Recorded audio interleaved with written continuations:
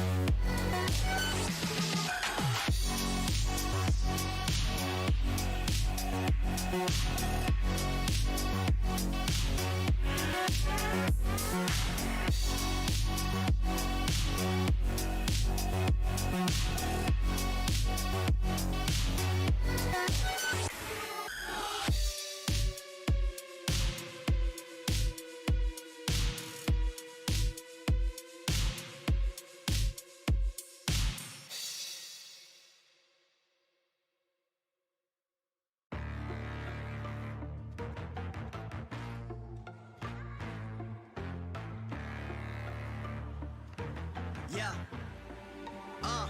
Money make the world go round. I'm trying to get it all right now. Everybody worry about the crown being. Look, homie, I'm the man right now. Talking to a peon, kind of time we on. Jump roll like the kind of take eons. Got a little buzz, it's time to go beyond. Can't look back, no time to hit rewind. Yeah, she wants to do S class. I'm like, boo, you must ask. They pour way too much in your glass. Just move your hips like a whole up class. Get the gab, I talk that gift. Strut like up and I walk that shit. When I'm up, that's it. I'ma start living reckless. Get that bag, I'ma walk like this. Yeah, I'ma walk like this. Hit that lane, I'ma walk like this. Walk in the spot, but they all get lit. Tell them on flow, let me talk my shit. Every song bang, but they drop in hit. Said I'm the man, post stop, no miss. Over your head, next time don't slip. Play your part, better read that script. Yeah, I'ma walk like this.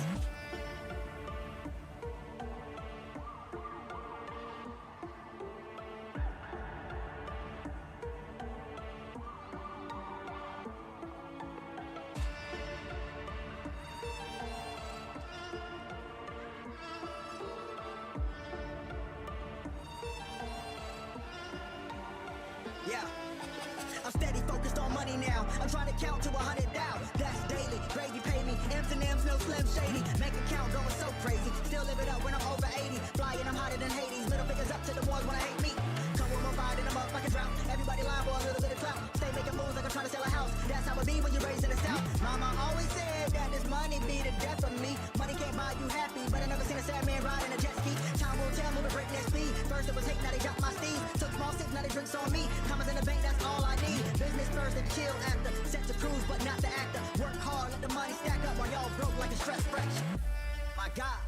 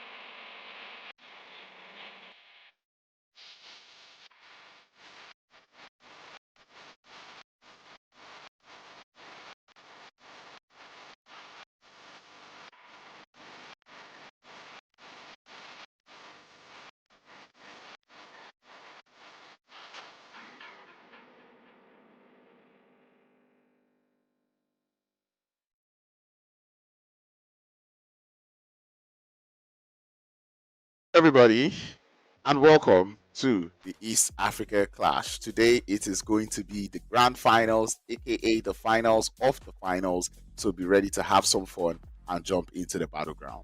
My name is Crowns, and I would be the one anchoring and piloting you through the day as we go on to see what these teams and what these players have got in store for us today.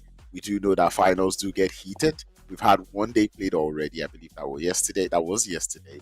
And then today, we will be going into the finals of the finals, which means these four games will determine who we will be crowning as the champions of the East Africa Clash. And speaking of which, let us see what those leaderboards are looking at the moment. Ooh, those number one with 91 points already being put up on board. 91 points in one day in four games is diabolical. I have to say that one first, but I'm not gonna go dwell too much on it. RRAGE in second place with 62 points. That's about 30 points difference. So that is a mountain to climb for RRAGE if they are looking forward to climbing up on that leaderboard and trying to be number one. Pain Africa, a very surprising showing from that team, as they have 38 points in third position. So there's like a 30 points difference between first and second, another 30 between second and third, well, close to. And then from third place is where things start to even up a little bit with Team Unique following in fourth place with 35, Neon Force with 35 as well. Elite are in sixth place with 33, 27 for Blacklist Generation in eighth, Invincible in ninth, Relentless in 10th, Ocean Galaxy in 11th. Good to see Ocean Galaxy here. Tactical Team, LALENA, ESPORTS, ALTMAGICIANS, and you know how the vibe goes. Today we will be having 5 games as we'll be starting things up with Erangel, going over to Sanhok next. We'll be going to Miramar, back to Erangel, and we'll be closing things out in the finals here for Miramar. So you have 5 games to show us exactly what you've got, and what beauty of this is that if you mess up the first Erangel, you have another Erangel that you can use to make things up. And the same thing applies for Miramar. But we do know Sanhok is that wild card map. You know, like that Sanhok map is the one that could throw you off, and it is the same one that you could also use to bounce yourself back up top of the leaderboards. From what we've seen on the leaderboards, it does look as though Death Dose is taking this home, because 91 points in one day makes me feel like they can replicate that going through in today's games as well. So that being said, be sure to tune in, let your support be known in the chat, and we would see how things go from there on out. This entire tournament is brought to you by Kenya PUBG League, Esports Somalia Association, and Bravo. Those would be your sponsors for today. And in case you're wondering how this beautiful graphics is coming up through, it is being sponsored, or it is being brought to you by GPE Esports. Once again, my name is Grounds. I will be the one that will be driving you throughout today, because Mitch slide me. I have to put that one out there. But that being said, we are getting ready, locked and loaded for the first game of the day. It's going to be none other but Erangel. So definitely we'll be seeing how this goes. I hope to see a day, and I hope to see a game whereby Get Those doesn't just walk away with it, because whatever has made them have 91 points in one day makes me feel like they can replicate that. But without wasting any further time, let's get into the first game of the day. Let's go, man. That is how it goes, and that's the energy that I'm looking for as we hop into Erangel to get into the first game of the day. Playing path looking quite all right, as we do see it's going all the way on that eastern side, taking us all the way from Severny, the outskirts, all the way. Oh well, actually make that the military island. Those are the water there from the military island, and we'll be ending things off in Severny. If you do not see what is on your screen, you do know that that is a very eastern playing path. Teams that are out there looking to land in Jojopo would be having a little bit of a problem. Ferry Pair, Primos, these are places where you might need to get a vehicle if you're trying to get to that place for loot. Same thing would be said about Gatska as well. But we're already starting to see teams hop off the plane, jump out of their places, and try to see if they can find a way into that circle. I'm really looking at this play zone. I'm looking forward to seeing what the play zone would look like, and at the same time, I'm going to be keeping my eye out on Dead Those, just to see how well they've been playing. Because to be honest, for you to be leading the 91 points, I don't think anybody's understanding that, man. Like, I need to do the math here real quick. 91 points in 4 games, so that is 91 divided by 4. That is about 22 points per game. That is a chicken dinner and at least 10 eliminations. So that's a chicken dinner and 12 eliminations. Yeah, and they only won 1 chicken dinner. So which goes to show, like, every other points, they did get it from racking up a whole lot of elims. So really, I'm gonna need all these teams to step up and show me that they're not just gonna sit and watch while the players there from Dead Those grab this tournament. Playing path actually, yeah, did compliments with the play zone, as we can already see everyone in the circle. Well, many teams already in the circle. That circle is out there on that eastern edge. It is one of those circles that, I like to call the undecided circles, because we do not know if it's going to stay on the mainland, and we do not know if it's going to go to the island. So that is one place that we're keeping our eye out for, to kind of see how things would play out, and where that zone will go. So it's going to be one headache for the IGLs here, trying to figure out if they want to go early to that island, if they want to leave the zone, goes to the island, if they want to think he stays on the bridge, if they think he's going to stay on the mainland as well. We do see a lot of teams very close to each other, but if there's one thing that I'm enjoying, I cannot see more than just one hot drop. So that is good. It's not looking like everyone, it does look like everyone does know where each other lands, and there's that respect and well, not just respect, it's more like maturity. I think that's what the word would be, because you just know, like, okay, let me get looted up, let me get comfortable before I start to push fights. So that is one thing that I'm very impressed to see. The only hot drop I've seen so far is that one happening out there in Stolba, where we have the players there from Tycoon. Looking to be chilling with I don't know what team that is because it's kind of covered, but I do know Tycoon is out there in a hot drop. So we'll be seeing how things play out, waiting for that um, elimination feed to tell us what's going on. With that being said, Ocean Galaxy, a team that I'm quite excited to see here. I did give them a challenge out there in the group stages that I wanted to see them make it into the finals, and indeed it looked like they were listening and they made their way up here to the final. Tycoons out here with just 3 players. They are out here with OL Esports. I believe that was I'm just gonna call it OL Esports. I don't want to butcher the name. It does look like it's Outlaw actually, yeah.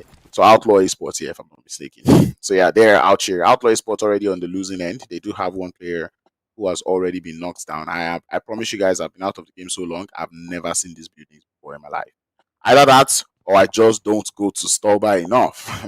So I think next time I go to the Erangel, I'm gonna forget about wherever the zone is, forget about wherever the event is, and I'm just going to land in Stolba just to savour and enjoy what these buildings look like.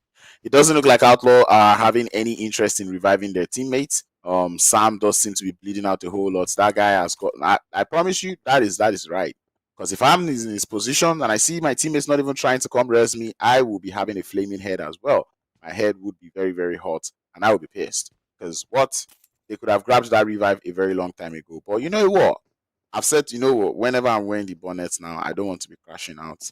I don't want to be yelling at teams. I want to just be that gentle caster who's just going to watch and cast. And speaking of which, I already know many of you don't even. Ooh. I know many of you don't even want to. Many of you don't even want to hear my voice. But hey, you would hear this voice whether I like it or not. Anyway. Let's get into it. Not too much going on early on in the first circle, and this is what I'm saying. Those are your guys. Look at them. They land around the mansion area. That they've got Payne, Hardy, Dovisky, and Phoenix. Looking to be the players there. And look at that. Average elims 14. Average elims 14. Average elims 17. Phoenix has an average elims of 21. And look at those damage numbers. They are absolutely wilding on the lobby. 66 eliminations, bro. Lobby, you have to step up. You really have to step up. This cannot be happening. I promise you, this should not be happening. This cannot be happening. This is not supposed to be happening. You're not going to let one team just totally ride the entire lobby. 66 eliminations. And you know what surprises me the most is the fact that we've got teams like RRAGE in the lobby. We have Payne Africa in the lobby. We have Team Unique in the lobby. We have Magicians in the lobby, you know. I fail to believe that I have teams of this caliber in the lobby and they are letting one team do this. Like, look at that. The top 5 eliminations, first 4 players, of course, are from Dead Toes, you know. And then we have RRAGE now coming in with Pew Pew, you know, with 12 eliminations, 2,300 damage. But a whole team, come on, East Africa.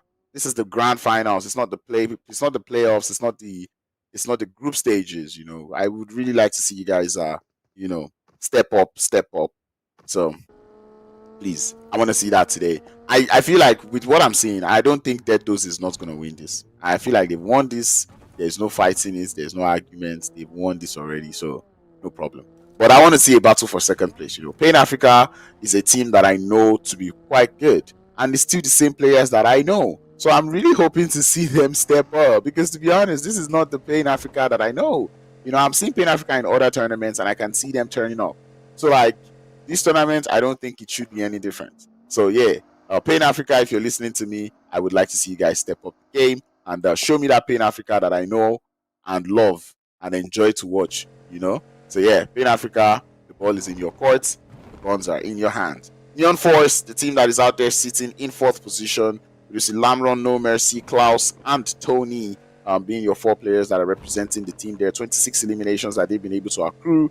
We do see them grabbing a whole lot of damage numbers as well, as we already see them starting to find their way into the circle all the way from that northern edge. It does look like there is quite a number of teams that are sitting on the edge of the circle. A couple of them already looking to head towards the center of the circle, like RRAGE, but we're already starting to see some of those rotational clashes happening out there in the first circle, where we can already see on the western edge, we're having the players there from Generation rotating very, very closely to some of those players there from the Magicians, if I'm not mistaken. They do have a little bit of an idea, but it does look like their mans are just chilling. But speaking of that, Circle does look to have shrunk a little bit. Circle still remains steady, confusing, and this is where it starts to get tricky, as I said. Do you want to stay on the mainland? Do you want to stay on the island? Do you want to believe it goes to the bridge or not? But we'll be worrying about that later, as we have the players there from Ocean Galaxy looking to draw too close to comfort for the guys there for Neon No Mercy, as No Mercy now would be the one to grab the first elimination, but it's going to be a worthy trade, as the players there from Ocean Galaxy says they are not going to just let you open up their players out without a fight, and it looks like they want more. Cloud Force for the side there of Neon Force, as we start to see Neon Force now completely crumble, losing the numbers. But oh, you do see that flank coming in through from No Mercy. He does expose himself a little bit, and Ocean Galaxy do not want any more of this trouble. They will try to survive with one, or maybe not, as 3X does seem to have found one more knock. He might be on the squad wipe here. Oh, but he does get foiled. No, Dybala doesn't want to run. Falls out of that vehicle. He's going to lose too much HP. The DBS in the hand, not enough, as Neon Force would end up surviving this one with at least 2 players to hold down the fort. And Epic looking to get started with the side there of Deados. And this is something I'd like to watch, because I want to see how Deados is defending their fights, as we're starting to see them all take their fights. Deados out there on that eastern edge of the circle. They've got 2 teams currently around them. It's going to be Epic, and I believe I see another team there. I'm just trying to recognize what team that might be, see how well they'll be holding up. Zone is already moving. We're seeing out there in the school area. Pain Africa also drawing very close to comfort, as you can already start to see them on the lower left of your screen, scoping in onto those players, trying to see if they can find themselves a knock. This is a position that is being held by Invincible, but usually whenever you want to hold this position here, you want to make sure you don't have everybody in the shack. You want to go for a little bit of a split. I'm enjoying the 2-2 split I'm seeing coming through from them, so I'd like to see how they play that one out. We see TT we see TT out here in the lobby. I'm trying to figure out what team that is, but they're out there. They are having to ward off the players there from Deados, who seem to have gotten their revives. It's going to be tactical team. And how tactical would they be? Deados seem to have a whole lot of flank angles at the moment. Team Unique so looking to be the ones getting approached by Pain Africa there, as Pain Africa lose one, but it is a worthy trade. Nade's in the hand there of Exist. He does seem to be looking for that one. If he pulls that nade up, he might just be good. He sends the nade out, does a lot of damage, not quite able to find any knock. Legacy pulling in from behind. The shots are there, but not able to connect. The Madman falls, but Pain Africa cannot hold down their fort, as Team Unique emerged victorious on that engagement, surviving with 3 players alive. But I guess that is a worthy fight that they were able to take out there. Happened quite quickly on that northern edge of the circle. Pain Africa, to be honest, this is not you. I'm sorry, Pain Africa, this ain't you, man. Pain Africa, I'm pained. But I believe in comebacks. So yeah, second game of the day. There's still 4 more games to go. So I'd like to see how well you run that one. Blacklist already sending into the shack there, being held by Invincible, as Invincible will lose their player on the off angle. And now it's the question of what is the rest of Invincible going to do. We already see 2 vehicles being deployed. Skill getting into that vehicle, trying to drive in a little closer. That is a very bad spot to be. But anyway, hopefully better than crashing. He's got a grenade in hand. Same thing can be said about Icors. Now, it's a question of whose nade is going to connect. Nade being sent out. Icor is able to get out of there just right in time. Q not quite able to hear much, but he does know like there's people in here. That's a very beautiful grenade into the building. Icos falls. Invincible now. Here comes. Oh, I love that play. Molotov to the top floor. The rest of the team are looking to form up. That is actually a very good play, but man, Invincible get that flank angle. Damage number is being done. Not quite able to find the knock just yet, as Emperor falls outside the sniper tower. The rest of Invincible now form up. Zaber is going to be the first in line. Smoke's being deployed by Q as he starts to make his push up. Waiting for his teammate as they're waiting for that one. It does look like a revive. Okay, no, not the revive though. That player is no longer upstairs, and I don't think they're aware. Q falls to that off angle. Zaber now has to hold down his fort as the last player there for the side of Invincibles. Here comes the reinforcements. Revives now coming in through. It might be a 1v3 as he does find the first knock with the pump shotgun. But there comes the rest of the players as the revive has been there. Icos doesn't want to heal up just yet. And Mo, another knock has been found by Zaber. Is he onto something as the rest of Blank or make that blacklist start to form up from the side? This player with the pump action looking for a third, and he does find the third. It is now one player left as Zaber. He's on something else. It's 1 HP he has to deal with, and he's got a Molotov. Sends it out to the side, and he's not going to be able to find any of those burning damage yet as Icos being forced now to heal. Same thing can be said about Zaber. If he doesn't hear movement, he might know that revive is coming, but Icos doesn't want to grab that revive. He doesn't seem to have a full HP. The squad wipe is there. Zaber on the elimination feed. Do not play with that, man. The pump action in the hands of a master, and he's able to do that one, execute it perfectly. But we're not going to stop. Tactical team, welcome the players there from Deathdos. They do have 2 knocks already as Deathdos coming in through from the side. Hard, he jumps and he falls as Deathdos taken out of the lobby quite early on in the game, and this is what I would like to see start to stop them from making them even gather any more points, because the more points that these guys gather, the more embarrassing it starts to look on you as a team or as teams in the lobby. So I'm loving that one. 91 points remain the number that they would have as the players there from Deathdos fall. Invincible, they do have Zaber to thank for all of that. Guys, can we see the zone real quick? Yo, I promise you guys, this is a disaster class of a zone. A lot of things are in the zone. As I said, this is one of the confusing circles. The zone has gone to the military island, or does seem to have favored a lot of the military island. However, the bridges are covered by the blue. So which means if you're trying to get into the circle, you have to take a lot of blue zone damage, and this is stage 3. The blue zone damage is not as fun. There's only 2 bridges that lead. It's crazy because you can't even gatekeep. You cannot bridge camp as well because it's pointless. You're going to be in the blue. The best way to get onto the island is through the bridges, or if you want to swim. And if you're going to swim, we're already looking at RRAGE making it up to the shorelines already. Once they make it to those shorelines, anyone who is trying to poke their head out of the water is basically free elims. Yo, guys, we might be in for a treat. We are actually in for a treat. Ooh. Someone says, seems I do not know Deathdos. Man, I do know about Deathdos, but I'm like, you do not let a team, do this to you.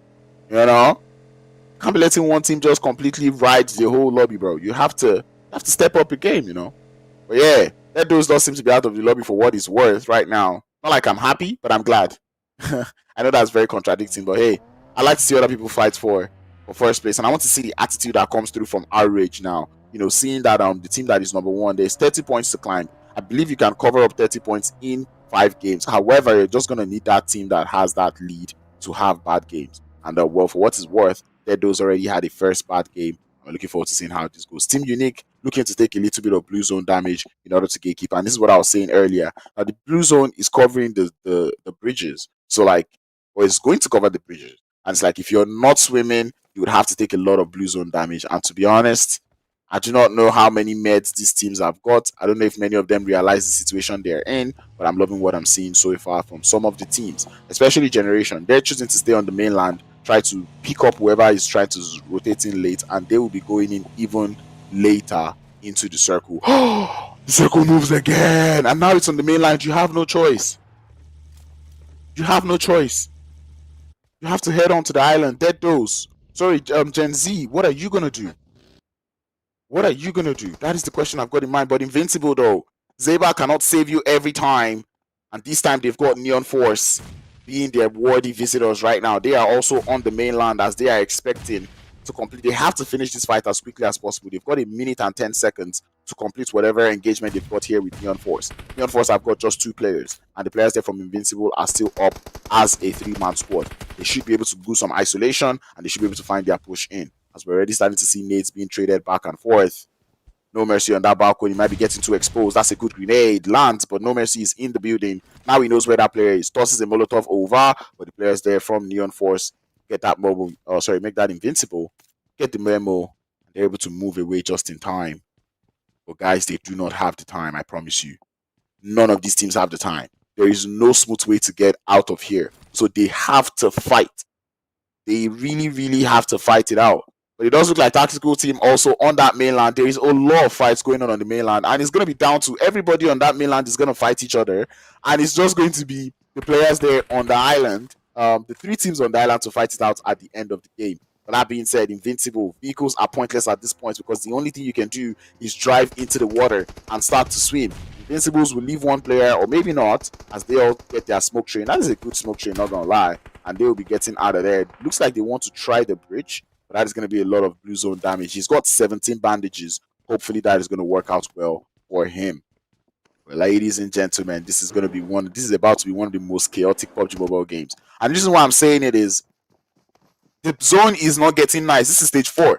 If you're not in the water right now, you're cooked. Just know that. If you're not in the water right now, you are cooked. Drive now and get into the circle, because once this next circle closes, you have no more breathing space. RRAGE are just waiting. They know teams are going to pop out of the water, and right now all they have to do is pick up those teams. We're starting to see a couple teams coming in through from those bridges, and Neon Force looking to get started. There's no time to fight. They are taking out some of the players there from Invincibles on the bridge, but we can already see ESPORTS already on the island, looking to make their way towards the north. Zone does close again, goes all the way towards the western edge. Magicians are heavily favored by the circle. Maybe this might be the time that they might jump up the top of the leaderboard. But look forward to that. And if you're looking at the left-hand side of your screen, you can see the play zone already wreaking its havoc on the entire lobby. You do not have time. You do not have the time. If you're not in the water, you are cooked. If you're in the water right now, you are cooked. The play zone is doing the damage. This is finals. It should not be happening. East Africa, lock in. RRAGE on the mainland, or break that on the island now. Welcoming the players there from tactical team as they make their way onto the water, and hopefully they do not get overwhelmed. We're down to just 6 teams already in the lobby, as everyone has been completely wiped out by the water. It is crazy to be drowning, and it is even more crazy to be drowning in that blue zone. Elitardo making their way up towards that north. It's RRAGE. They're driving the multipurpose vehicle. I do not know what it's called. All I just know is that it's a multipurpose vehicle. It goes on water, it goes on land. Cannot shoot out of it. It's hard to explode. You know, what else? I mean, this vehicle is just multipurpose at its finest. But anyway, it does look like RRAGE, and here they come. All 4 players, or make that all 3 players out there. Shotguns in the face of Invincibles as 1 falls. Make that 2. As all 4 of them crash into that compound. Get themselves the beautiful position, and they'll be holding on to the fort. But tactical team not quite resting, as they are right there on the top north, or in the north of the circle. They are looking good, but they've got just 2 players. Maybe not so good anymore. A stone right there. The last player left. Being spotted as the hit markers is connected there from Bomboclat. Bomboclat knows he's done the damage. He cannot waste too much time. That circle is going to start to close now. Oh, I said it, man. I feel so bad for the teams, because there would have been so many teams alive here if all of them are just forgotten about taking fights and get into the zone. You don't see zones like that and wait. You have to jump into the water. I feel like the play zone got even more kills or more eliminations than anybody else in the lobby right now. Anyway, Elitardo gets to find their way into the circle. They've been wreaking havoc out there in the circle, not gonna lie. And it does look like they would not be stopping anytime soon as they continue with the push there. The players there from GL trying to get out of dodge.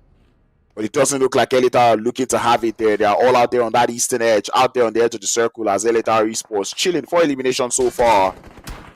But I'm pretty sure their damage numbers would not be equal to that. They have to have done more damage. Nobody's in the next circle except for the Magicians, who have just the 1 player in there. We're down to the final 4 teams. Elitar, Magicians, GL, and RRAGE. RRAGE still alive as a 4-man squad, but they do not have enough eliminations to even cover that gap enough. They needed to get a chicken dinner with a lot of eliminations to at least start to close that gap between themselves and Dead Doors. But hey, can they run it? And that's Elitar starting to go down. RRAGE starting to get those first knocks. They have to push that. It is in the circle. Bomboclat trying to see if he can revive his teammate, but he's down to 1 HP. If I scream his name too loudly, he would get knocked. But he does look to be trying to get danger back on his feet. And Relentless now, Team GL, trying to see if they can be relentless. They do not have anyone in the circle, and here comes the clash as the players there from Elitar welcome those teams coming in through, but Shotguns from behind is going to drop him down. RRAGE not having it. 1 player has been felled. Grab your thirst, brother man. He does grab his thirst. And that is going to be the players there from RRAGE, down by 1. 6 eliminations that they've been able to accrue. Can they get more? Magicians on the top of the mountain. They have the best position in the circle at the moment. But the question is, can RRAGE flip the tides? Can they change the story? It is a 3v4 v1 as oh my god, that's that player. You see him RRAGE. Oh, but it's gonna be Magicians to get that elimination. The Magicians now on the top of the mountain, they are enjoying this position. Oh, as RRAGE now lose one more player to the play zone, they will be losing the last player to the play zone as well. I called it. They all had to push the shack. Smokey's been spotted though. But they know that last player is in that shack. They know he has to be there. You have the numbers advantage. Just crash him, bro. It's a 4v2. One player is already in the blue zone. You know that where that player is, and there we go. Blue zone getting yet another elimination. This is so sad. This is actually so sad. Magicians now will try to crash. Oh, Melio gets that first knock on to the first guy who tries to crash. And now has to pull up that heel. Is this going to be a throw? Magicians still have two players. And here they come crashing. Smokey on the side. It's going to be enough as the Magicians would be the one to grab the first winner chicken dinner of the day. I said that they had such a good position in the circle. But unfortunately, fortunately, they were able to get the chicken dinner. As many eliminations, not so much. As I said, I wish there was something that could show me how many eliminations, the play zone got. Because this game was absolute play zone MVP.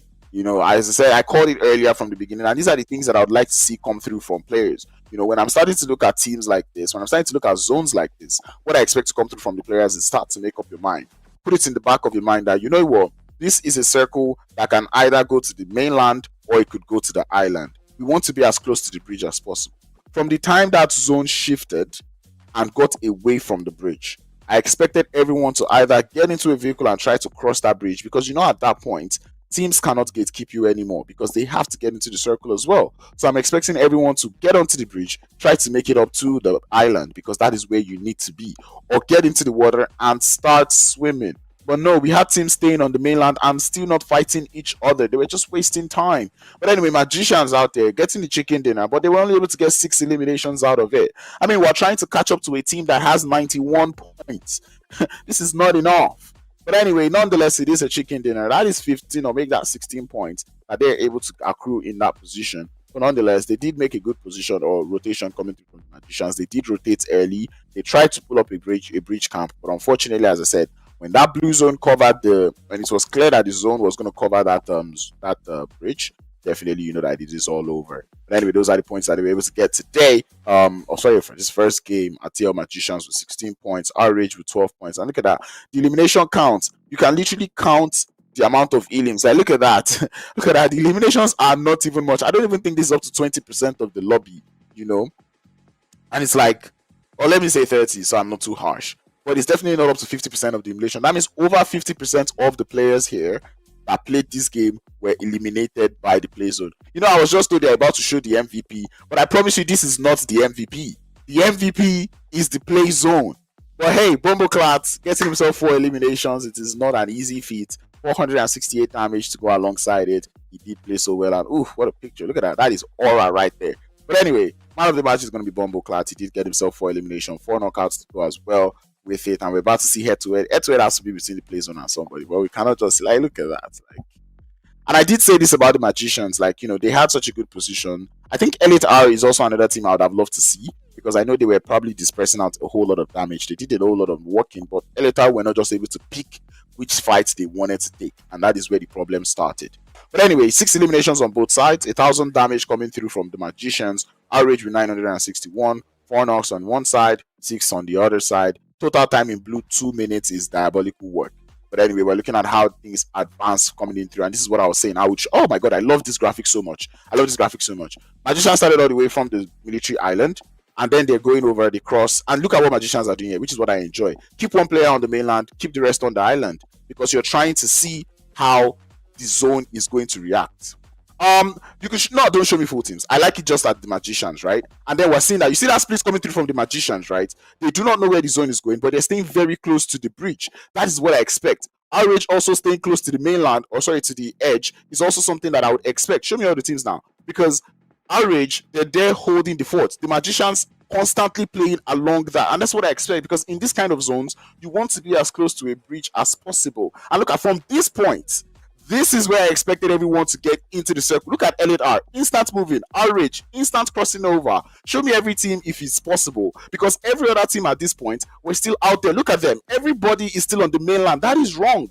You need to get into the zone. At this point, you should already be in the water or by the bridge, and then everybody is still trying to fight on the mainland. If you look at that, there's no knocks happening on the mainland. Everybody is confused, and now everyone starts to try to get into the circle. But that zone is doing way too much damage. Everyone is going out to the play zone, to the play zone, to the play zone. That is, I was so pained because this was a game that had so much potential, but nonetheless, it was still a good play. LATR were all over the place, and that is why they didn't get as much eliminations, because it's like, do you want to take this fight or do you not want to take this fight? The Magicians stayed true to being on the western side of the circle. They stayed on that western side and eliminated everybody, got themselves the winner chicken dinner. Not gonna lie, I still feel like much more could have been done. This was a very interesting push coming in through from RRAGE. Invincibles did hold their own forts, and well, not gonna lie, I did enjoy some parts of this game, but I did think that a lot of eliminations could have been done. I mean, look at LATR; they just kept on driving all around. Like, bro, like, you needed to take your fights and pick it. RRAGE, I feel like they should have all crashed this compound, or at least have 3 players crash this compound instead of 2. But unfortunately, they were not able to get that memo or do that. Magicians had too strong of a position, and when the time was there, they pushed up and got themselves the full eliminations and the winner chicken dinner. Match reports: most eliminations definitely coming in through from LATR, highest damage from RRAGE, the grenade coming in through from LLN, just the one grenade elim that we saw. How about that? Longest elimination was from Beto Baby from Tactical Team. Not gonna lie, Tactical Team did play very tactically, and I enjoyed that. I'm not gonna start to tell you to play more aggressive, but I enjoyed the tacticality I saw coming through from the team. I would want to see more of that coming through for the rest of the games. But top traveler was Milio. This is actually interesting. I really like this, and I know I'm probably talking too much, but I'm not gonna lie, this was actually a very good game to watch. That being said, I enjoyed myself. This was Erangel at his finest. I love zones like that, but not when the play zone starts to take everybody out. But anyway, overall leaderboards will be seen just right after this break, so do not go anywhere. Smash that like button, and I will be seeing you guys in game 2 of the East Africa Clash Grand Finals. Do not go anywhere.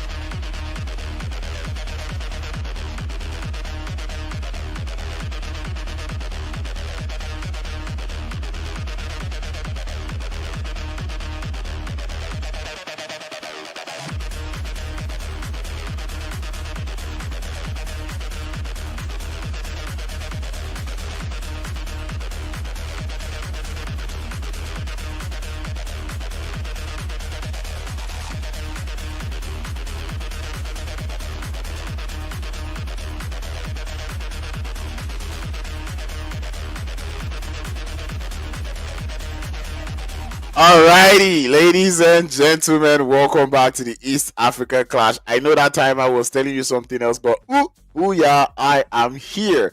Let's get into it. We have started the first game of the day and we have kicked things off. And if there's one thing I know, it is not very fun to head into Sanhok after such an Erangel game. Well, I mean, Erangel already showed us something crazy, but the Players Zone did have a whole. This first game, the Players Zone was like, today I want some eliminations to myself, and then they already got themselves all those eliminations. But man, let's get into it, man. Sanhok, I feel like with the way Erangel played out, I don't know what to expect from Sanhok, not gonna lie.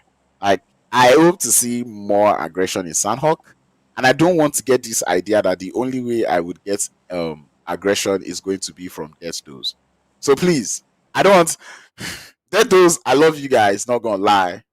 However, you already have 91 points, man. You're gonna let I just close that gap a little bit. But yeah, 91 points already to their name. Sanhok is already coming in through. I saw a lot of respect with respect to look at that. With respect to the drop spots in Erangel. I want to see if that will be the case here in Erangel, in Sanhok as well. But as I said, that first game is crazy. Going into the second game of the day, this Sanhok game is going to be something else. But anyway, everyone's already jumping out of there. I'm not seeing any much hot drop apart from boot camp. I already see two teams out there in boot camp. I'm expecting that hot drop in boot camp. I expected one in Paradise, but it doesn't look like there is more than one team in Paradise, so that's good. Trevno does seem to. Ooh, wow! What have these players done to the zones? And I hope the IGLs in the lobby, at least the ones that are not in a hot drop right now, are analyzing and seeing this the same way I'm seeing it. Because when we see this kind of zones, you kind of know like you have that possibility of getting a quarry finish. This is one of the absolute worst parts of Sanhok you could be on. That eastern edge. You do not like it. It's so uneven. It is so open. There are a couple buildings, but they're not the best buildings to be in because of such high grounds that surround those buildings. Right, so it's a very, very tricky one, and I'm hoping the IGLs can already start to see that, okay, in this kind of gameplay, this is how we want to play, this is how we want to do this, or well, kind of get the idea of the kind of game you're about to have. But anyway, Bootcamp boys are still going at it. It's going to be none other but Ocean Galaxy and Neon Force going up against each other. Both teams still alive as a full four-man squad. Ocean Galaxy on the bottom floor, Neon Force on the top floor of the main building. Dybala has got an angle on that. Ooh, that is one sick angle there, not going to lie. Alright, Lamron's got a grenade. Cooking it up. It does look like No Face might be the rewarded recipient of this grenade. He does move right. Oh! Damage is done. Molotov to follow suit. And that is a good grenade. And it's going to be Ocean Galaxy to find the intro knock onto Neon Force. And Neon Force now need to place their focus on one thing. Do you want to try to grab the revive or not? Dybala Force from outside as No Mercy's got the off angle. Two players instantly fall for Ocean Galaxy as they start to throw. No Mercy Neon Lamron is going to fall, but Tony would be able to grab at least one revive. The players there from Ocean Galaxy down to two. The push is coming up the stairs, but Aman falls. More players trying to come upstairs, but you do not push like that as the players there from Neon Force emerge victorious as the winners of the hot drop there in Boots Camp. And then we waste no time as we head all the way to Camp Bravo now. Camp Bravo is going to be where we're going to be having the next one.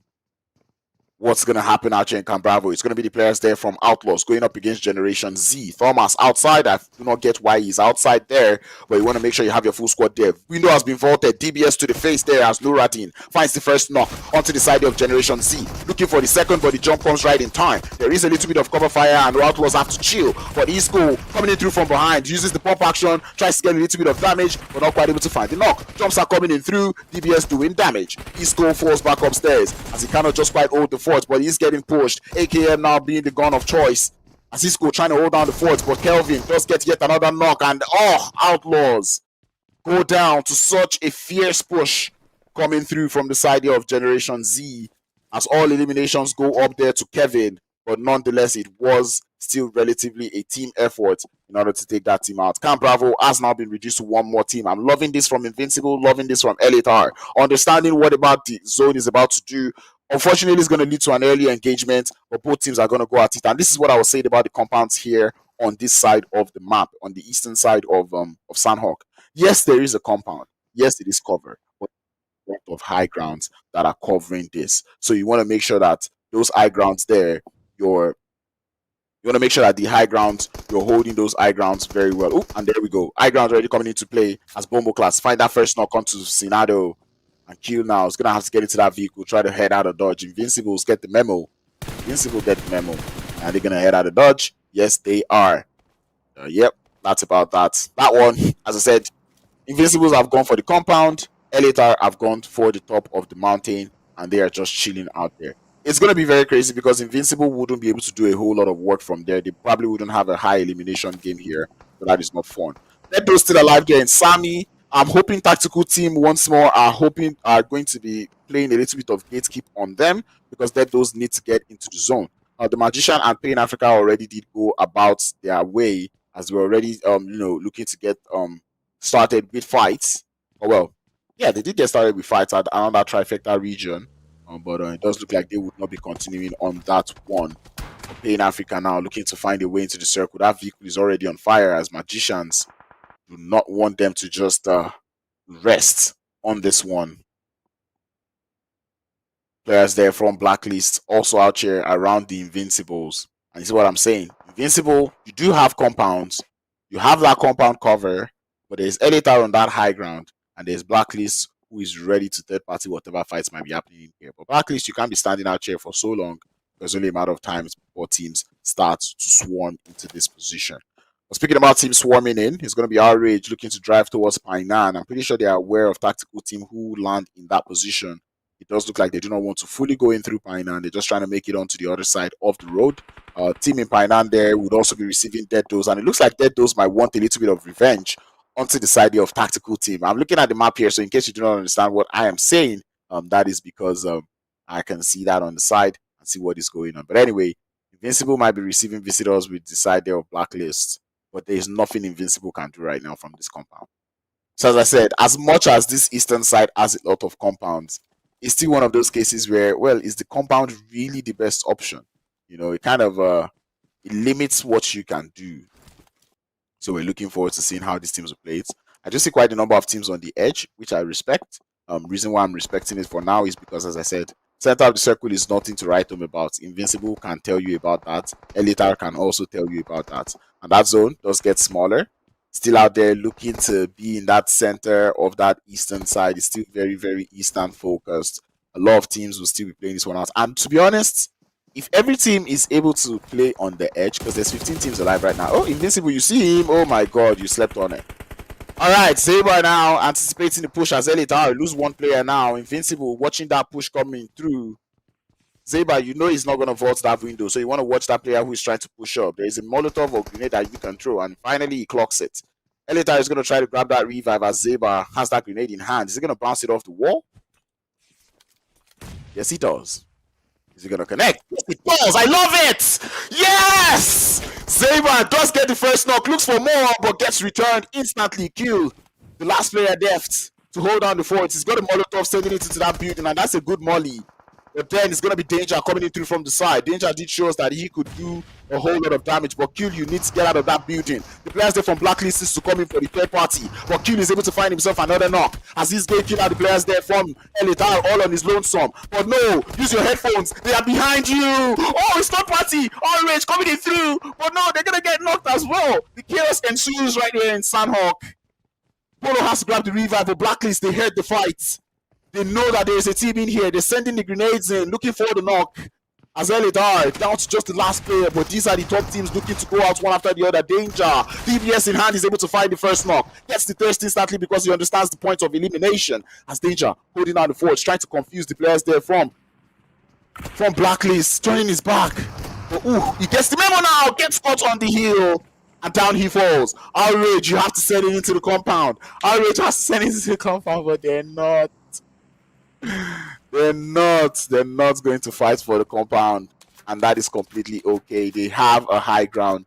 It would make no sense to lose it, but man, Elitar chances to close that points gap now has been reduced. They did get themselves 4 eliminations up on board, but that is definitely not enough, especially when you have about over 20 points between yourself and first place. Actually, there's even 31 points between themselves and RRAGE. But man, what a nade coming in through from Zeba, bro. This was so beautiful. Like, I saw it coming. I was like, is he gonna bounce it off? And indeed, he bounced it off. But man, that was amazing cover fire coming in through from Bomboclat. And Kill tried to hold down the force. Look at him getting down 2 players with the help of the third party as well. But unfortunately, RRAGE from the top of the mountain were a little too proactive, and they were able to get them out of the lobby. The Magicians, I believe that is going to be all of them getting eliminated out there on that western edge. As maybe not all of them, they're actually on the south, up against the players there from Tactical Team. And their Tactical Team, to be honest, if they had actually played even more aggressive in the first game, they would have had a better position. But anyway, zone is about to close now. What are we gonna get? Where does it go? I want to see a quarry zone. It's gonna be so chaotic, and I'm gonna enjoy watching that one. The zone, where do you go? As we await that final circle, or sorry, make that the third circle now. Ooh, quarry zone. Oh, let's see. IGLs put the brains to work. Lakari, who's gonna come out from there? Who's gonna actually hold those eastern buildings is one thing I want to see. Tycoon do have a good position. However, when teams, or if teams decide to play in the center of the circle, they might be cooked. They would get overwhelmed by a lot of those teams. So yeah, I'm looking forward to seeing how Tycoons are going to work this one out. Looking forward to seeing how they're going to work this one out, though. Not gonna lie. But hey, fingers crossed. Fingers crossed is all I can tell you. Waiting for how this one plays out. Deados are still alive, so to be honest, if you're RRAGE, you want to make sure that is not the case. And it looks like Generation Z might be the one trying to enforce that law as the Tycoons. Actually, that is the Tycoons. No! Got caught on a grenade. This is a very tricky position, actually, by the Tycoons. But they are welcoming players play from Gen Z. And Gen Z, I love the way they push. Such intensity. One knock has been found by Storm, but Storm is going to get felled instantly as well. Butcher, the last player left now for the Tycoons. And if the players there from Gen Z are feeling it, they might just come down to grab the rest of those eliminations. But the third party might be ensuing. But on the western edge, we have the players there from Neon Force going up against some of the players there from LLN. And Pitax has got a grenade. Tony has got a grenade. Nade for nade. But none of them are quite able to find the knocks just yet. Pitax still holding that grenade as Lamron does find that revive. Shots coming in through from behind as they look for the knock. And that player instantly falls down. But Neon Force will push one more player. Tony is still alive in here, but the trade has been found. As Tony still looking to hold on the fort. It's going to be Klaus to get that knock on his behalf. But Klaus is going to get knocked in turn. Both teams going knock for knock right here. That looks like a very good grenade from No Mercy. Gets the bounce, gets the instant knock as well. Klaus is going to get revived in the meanwhile. No Mercy spots that push coming in through, does the damage, and he's down to 1 HP. We're not going to push that and make it out alive. The instant turns come through from Tony, but he's not quite able to get it. TT Sexy is going to fall, and Neon Force continue with the rampage. 9 eliminations that they were able to get, but they have got a couple of seconds. Grab the rest. Oh, he's... I'm not going to talk as to why he's grabbing this revive first, but I can understand it. Anyway, Neon Force, I believe with 2 bandages and 1 med kit, they should be able to make it out of this one. But that was actually a very good push coming in through. Gen Z is actually another team that I'm enjoying to watch them so far. RRAGE is out. Deados is going to be so happy because they're still alive. And we might be looking at Deados cross that 100 points mark by this game. That is not going to be nice, bro. That is not going to be nice. Anyway, Neon Force, you need to loot up and get out of there as quickly as possible. Zone about to close. Pain Africa holding a position on the edge of the circle. They seem to have just 2 players left, or make that 3. Oh, actually, I don't know. Actually, yeah, they have just 2 players left. The zone pushes away from the quarry, and it's going to be just those compounds that were outside Lakawi to play. And I think right now the zone is already starting to get playable now. As teams, you can start to play some of the compounds, and you'd have quite a good position. But anyway, there is no point holding the edge of the blue. Nobody is coming out of the blue zone anymore. It does look like Blacklist are trying to play gatekeep, but I don't know. I don't know how I feel about this one, Blacklist. Might want to get into the circle because it looks like Neon, they are going for that very wide or long rotation. It looks like they want to go down towards the southern edge of the circle to make it into the circle. So, yeah. 10 seconds before that circle completely closes up. And Neon Force picking up their players. They're going to be getting in with the vehicle.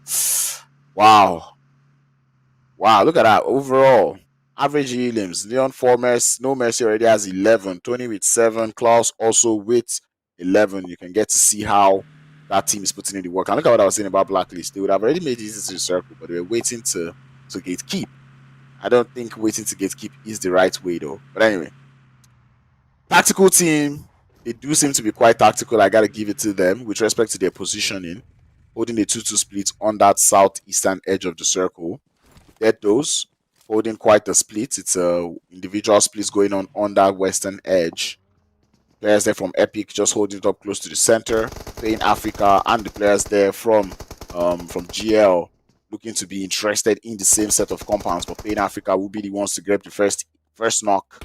Take that first elimination as well, as here comes. Actually, no, they didn't get any knocks. Here comes the rest of GL to push into the compound here.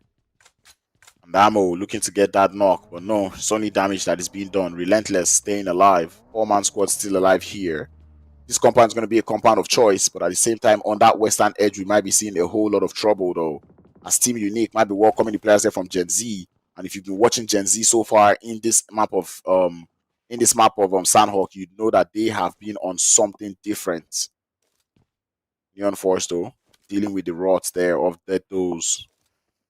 But Neon Forest, they are also one of those teams trying to make it into the top 3 position and situation there. And Dead Doors, yep. Yeah, I feel like Blacklist getting taken out by Dead Doors. This is on them, bro. This is really on them. Anyway, zone does shift again. Centers up quite nicely on Relentless. So Relentless are going to have a feud day here. But they've got a lot of high grounds around them, so they're going to be on their toes many of the time. Teams that have vehicles would be able to successfully crash into this compound. But I'm kind of enjoying the splits coming in through from Relentless here. Can they pull it off? I keep my eye out for that one. I want to see that fight between Gen Z and Team Unique out there on that northern side as Spain Africa get on the horse. They want to get into the circle rodeo style. They're already starting to make their way in. They're driving in. One player does get uprooted from the horse, and Ammo gonna be the last player left. I do not understand what the rush was to rotate in, but there really was no rush. That is a good grenade, and it's gonna be sending him back into the lobby. That is beautiful from Relentless. 2 eliminations to their name, and you just love to see that one. GG's. Anyway, Gen Z lose 1 player. Doesn't look like they want to try to revive him. Team Unique though with Dead Doze gonna be going at it. Team Unique now, they have to get into a compound real quick because Dead Doze does not seem like a team that did get told that they have no mercy, and indeed they don't. Legacy is gonna fall. Instantly gets thirsted as well. That's a good grenade, or make that a Molotov option to exist.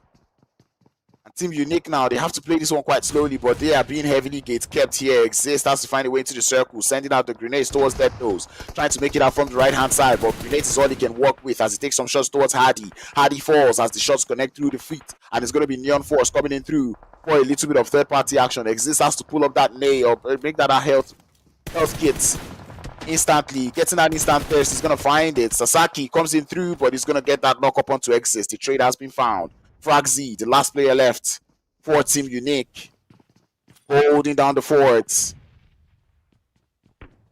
And Relentless still alive in this one. Dead Doze is still alive. They have 3 players, and they are trying to break into that 100-point mark. You can tell they do not want to go out, but Epic Grains does fall.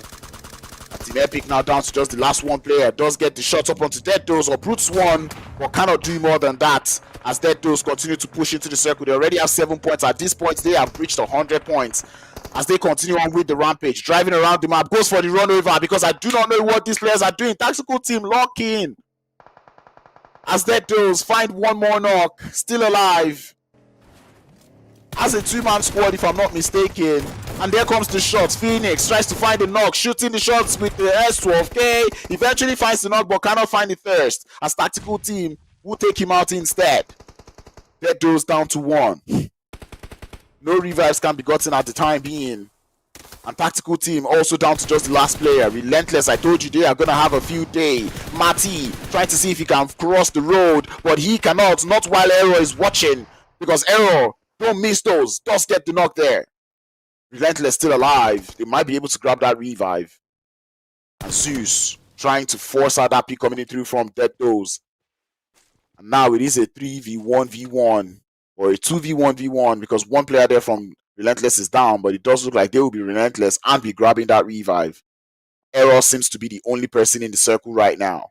Can Error pull up this clutch? He has to take out 4 players from 2 different directions. Dead Doze they have the off angle.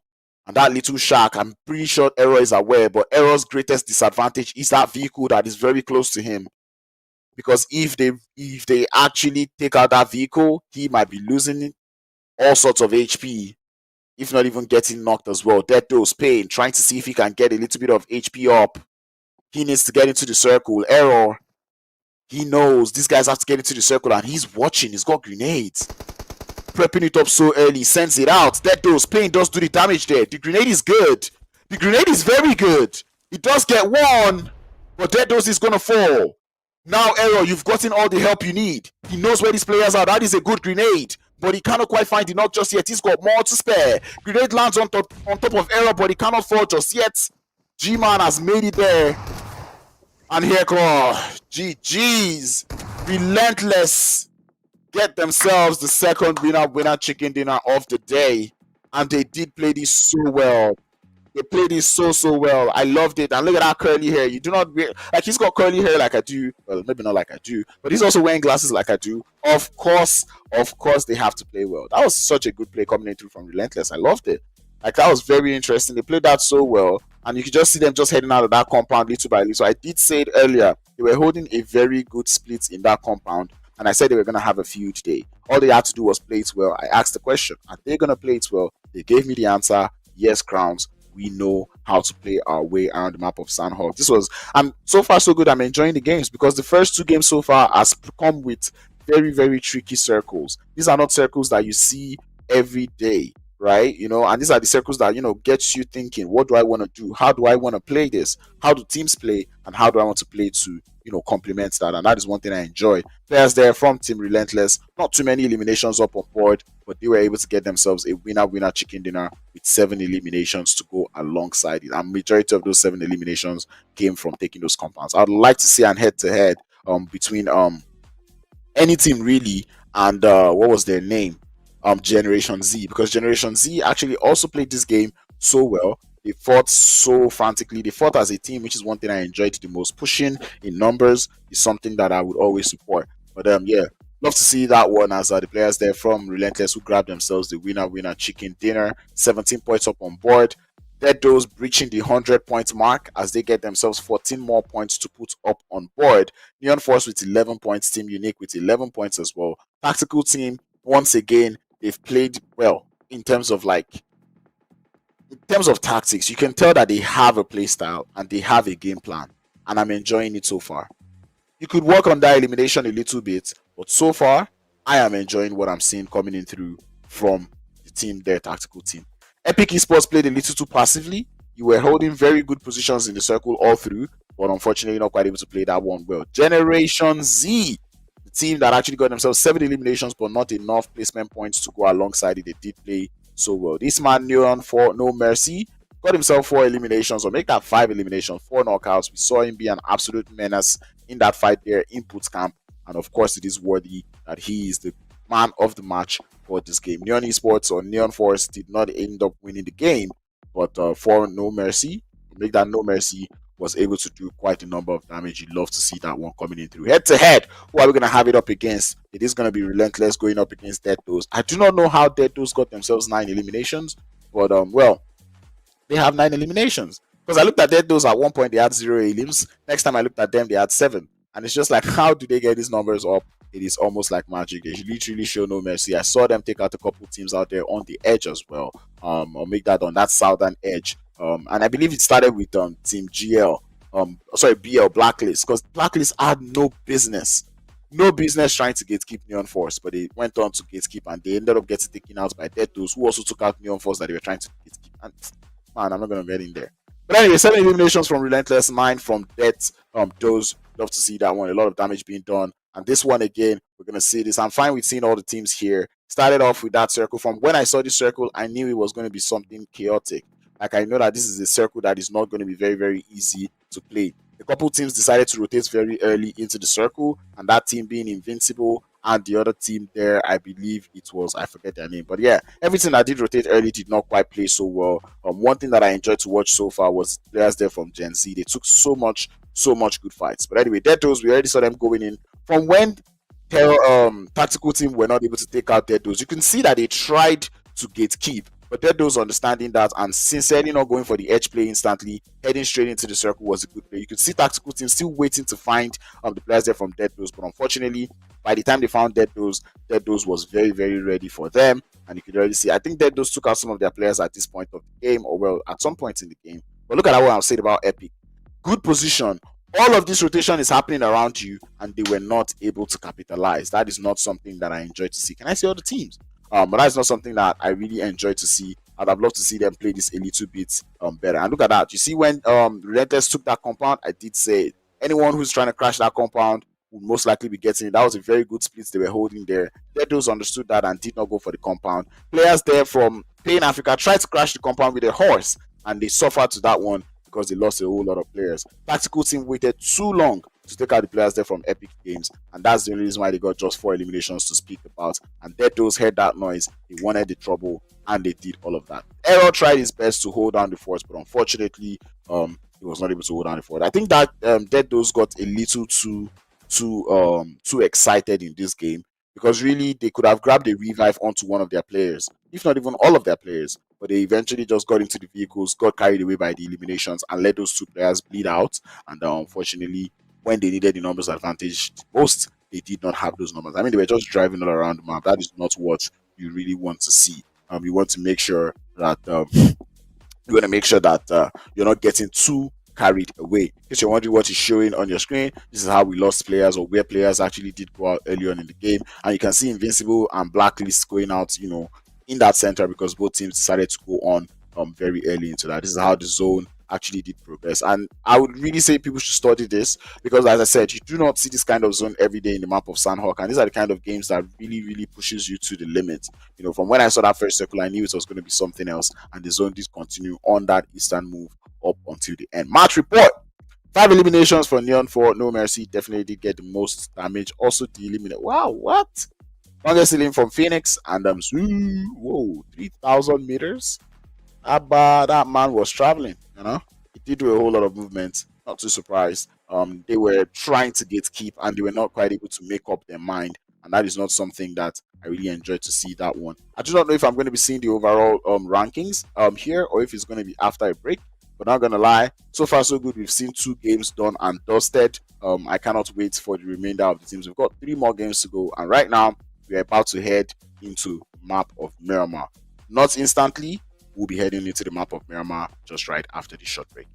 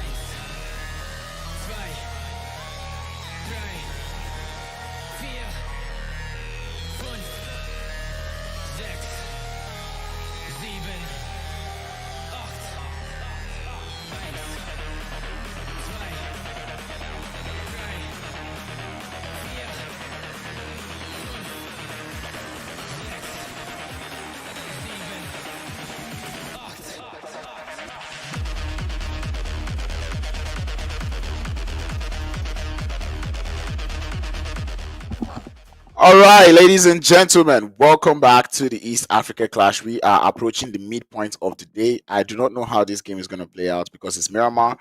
I'm trying to think of what kind of tricky zone Miramar gives us. Maybe something on the east. You guys, what are you thinking? What kind of zone should Miramar give us, guys? Let me know. Let me know in the chat. If you've not liked the stream, be sure to like that stream. If you've not subscribed to the channel, you are wrong. And if you've also not shared that stream to somebody, you are also in the wrong. So be sure to share that stream to somebody. Tell that person you share the stream to share the stream to somebody, and tell that person to share the stream to another person. You know how it goes. But let's see how this game goes. We are out here in Miramar. The playing path is forgiven. Takes us all the way from I don't even know where. It's going to be from the southern edge of the map, taking us all the way to La Cobreria, actually. I've pronounced that place wrongly for the last 5 years of my life. Isn't that crazy? La Cobreria. I'm just going to stop. But yeah, that is where that zone is headed. That's where the playing path is headed. It's a slant play path. I believe you should be able to get to your play drop spot. If you're going to land in Cluse Valley, Torre Humada, El Azaha, you might have problems. But every other part, I think you should be able to get to. Ooh. I know everyone's probably waiting now. What does Crowns have to say about this circle? I don't know. You know, every time I've seen this kind of circle, I always pray that the circle goes further north. Like, I want it to go up, like to the oasis. Like, I want to see that chaos, but I don't know. Every time it always seems to go down towards Hacienda or go, towards the Crater Fields. But I don't want to say a Crater Fields finish is going to be based on luck, and it's going to maybe not luck. It's going to be based on who gets to that high ground first. So no Crater Fields, no water treatment as well. Let's just hope the zone doesn't go north, because if the zone keeps going north, we might be in for. Well, I will be in for a treat, but the players, it's going to be an absolute nightmare for them to play. But anyway, playing path has shown its way. Everyone has done their landing. Nobody seems to be interested in getting vehicles to go to farther locations. We have a couple hot drops. TYCOONS is going to be one of those teams in a little bit of a hot drop. But it does seem like, I wouldn't count it as a hot drop because really it's Los Leones. Los Leones is big enough to accommodate up to 4 teams, if I'm not doing my mathematics wrong. Also, really, there isn't that much of a hot drop apart from El Pozo. El Pozo can take 1 or 2 teams, but right now I'm seeing like 3 teams. Like, I mean, there is Tactical Team, there is Death Dose, and then there is Epic Esports, all out here in El Pozo. So I want to see how they're going to play this one. Death Dose is just landing. You can tell that at this point, them mans are just having fun. They already have 105 points. That's like 30 points difference between themselves and RRAGE. And RRAGE, they're out there in Los Leones. I hope to see them step up the game. I want to see them step up the game, play a little bit better in this one. So RRAGE, my eyes are on you. I'm watching to see how you're going to play this one. You need Dead Those going out early, and I think seeing what is going on here, I can kind of understand maybe how Dead Those might have gotten so many elims, because it does look like they are sharing, if not drop spots, location or rotation spots between themselves and these people and Tactical Team.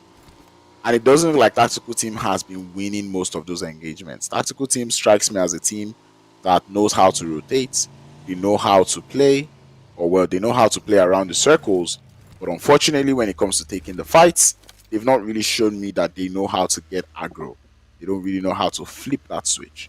So, and obviously, Deathose being a team that knows how to flip that switch, I mean, 66 eliminations, you can tell that they like to shoot. And well, you have that team that does that, they would definitely be shooting up and tearing up the entire lobby. Or well, whichever team they find in front of them. So yeah, that's one thing you love to see. In case you're wondering what the overalls look like, well, we're getting that. We're seeing Pain Africa. They started off today in 4th position or 3rd, if I'm not mistaken. And right now they have dropped all the way to 7th. You know, that's not nice. That is not Pain Africa. Pain Africa, this is not you. I mean, low-key, we already have 2 Somali teams already out there in the top 3, but then 6th to 10th is also more Somalian teams. So hey, maybe it is there. Maybe they have a little bit in them. Magicians, I would like to see them step up. Same thing can be said about Tactical Team, because Tactical Team have just been grabbing a whole. I'm pretty sure if you look at these 35 points that they have, a lot of it is going to come through from placement points. And I'd like to see more of those points come through from eliminations. You know, we want to see a little bit of aggressive gameplay every now and then. All the hot drops did not turn out to be one where everyone wants to fight. The respect is still there, and I love that. I think if there's something I've enjoyed so far about the way these teams have played, is the respect that they give themselves. You know, with respect to the hot drops. Like, yes, there might be a little bit of a hot drop in some maps, just once in a while, or between one or two teams, but it's not one of those crazy ones. It's not one of those toxic, hot drops where everybody is just waiting, nobody's fighting, nobody's moving, those ones where you don't make up your mind on time. So, not seeing the hot drops, but definitely we are seeing those rotational clashes, and we're seeing the fights happen during rotation. So, yeah. If everyone can... Actually, there's nothing to fix, really. It's not a thing to fix. You just gotta play. And that's what I'm saying about tactical team now, because you can already start to see, like, one player is all alone here. It's getting pushed. Oh, that's a beautiful grenade. Actually, he got 2 players down. Oh, 2 players down at his floor. Oh, wait, that's his teammate. Oh, Hardy is there. Oh, this is easy peasy. Easy. Too easy, bro. And yeah, you can already, like I said, this is what I was saying earlier. Like, I can just tell why, Dead Those would have themselves a whole lot of elims, because things like this are happening. I don't understand how they chose to hold that split, like a high ground and a low ground in the same position. I don't know. I do not know how that was the idea. But anyway, it does look like Dead Those. Oof, that's a good nade, but it doesn't quite meet the mark just yet. So Fino have to hold his end now. And now it's a 2v4. Make that a 1v4 now. I'm saying this, or I'm just, because I just know, like, I could already just tell that this is what was going to happen, or this is what has been happening over the last couple, over the finals, Yeah. You can just tell, you just already know that is what is going to happen for the finals, because it's like, you can just see it. Tactical team doesn't like to fight. They just like to hold positions and rotate their way in. Dead Those, on the other hand, likes to fight. And then you're sharing drop locations with this kind of team. It's always going to get messy. Always. And tactical team have already suffered it there. You can already just see the players there from Dead Those just swarm to that position. They know they're going to be around there somewhere. And then they take them out. And that's just how it works. And Epic Games, or Epic Esports, is also another team that likes to rotate and not fight. So then again, it's like Dead Those can choose to push Epic Esports right now and get themselves 8 elims right off the bat, or straight off the bat from the early from the early points of the zone. So like, Epic Esports, if you're not going to fight, you might want to change. So I was asking how many days total. There's been 2 days of the finals. So you had, I believe, 10 games, or maybe 8 games, or 9 games. But anyway, there's 2 days. Today's the last day. This is the 3rd game of the day. And there's only 2 games left. 1 more game on the map of Erangel, and 1 more game on the map of Miramar. They're Outlaw, looking to make their way into the circle. And a couple of these teams are already getting into the center of the circle. I don't know what is going on with ESPORTS, but hopefully they're going to be fine. It does look like LALENA esports are already. Don't follow Borny. Pain Africa have a high ground. However, I don't know how I feel about that high ground position. Yes, today is the final day, and we would know who the winner is. Yes, it is. Neon Force looking to find their way into the circle as well. They are on the eastern edge. That's from Pain Africa. As I said, I really want to see them perform. They're holding up the northern edge of that circle there. Relentless also coming in from that north. Dead Those holding on that northwest. That's from Epic Esports, who will be quite thankful that Dead Those did not push up onto them. They must have heard that fight, though. They must have heard the fights between Dead Those and the tactical team. And I look if you bad for tactical team, because really tactical team could have made it out of there. They could have actually won that fight. But no, they didn't lock in. And now it's looking like Dead Those is gonna keep increasing that number. As I said, I called it earlier, like, bro. We already know like Dead Those is gonna win. Now the question is by how many points, I want to see everyone compete for that second position. And right now, Neon Force is still about 24 points behind RRAGE. So Neon Force, right now, you're going to need more than 0 eliminations. You're going to need more eliminations. The Magicians, though, looking to getting an engagement to the players there from Epic Esports on that western edge of the circle. Make that the southwest. The Magicians now down by players. He did get a trade, but it does look like that trade will get revived. 47k pushes up all the load for Epic Games, and he's going to get thirsted. As another Epic player does push up again, does get knocked too, and now it is a 2v a 2v3? Yeah, a 2v3. The Magicians are holding down their fort so well, but Epic Esports, see what I was saying? Like, look at Epic Esports, where it now gets to the points where they have to fight. Like, look at, they're not taking their fight so well. I mean, look at that. 44k is most likely about to get. Oh! No, he got the knock. He wants to test that guy, even if that is the last thing he does. And indeed, he thirsts him. Magicians survive with only 2 players. That is not nice. Because having only 2 players in stage 2 Miramar, 2/10 do not recommend. Anyway, it's only starting to close up a little bit more. Oh, and that is going to be Outlaws going out to Neon Force. And Neon Force now starting to increase that. Yes, you need this, Neon Force. Let's go, Neon Force. We need to close that gap between Neon Force and RRAGE at the very, very least. So let's run it. Spain Africa. Spain Africa, please. Lock in. Oh, that buggy is going to explode.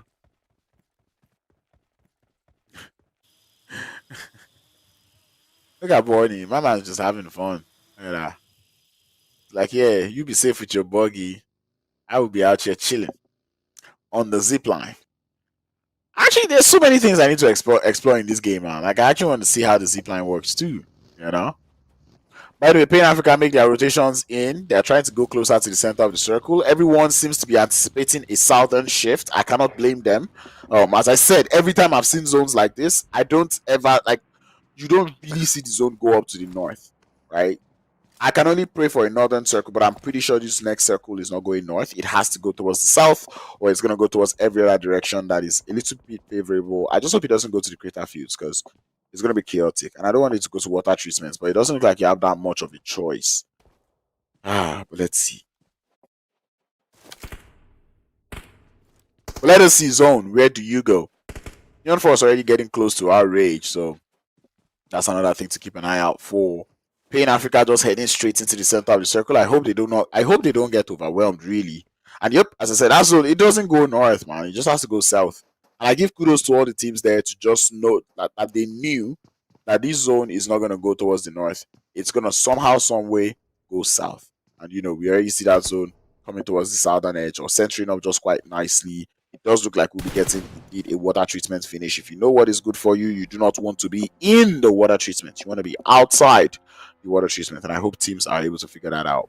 And with that, you already just know like about 10-20% of the play zone is not playable.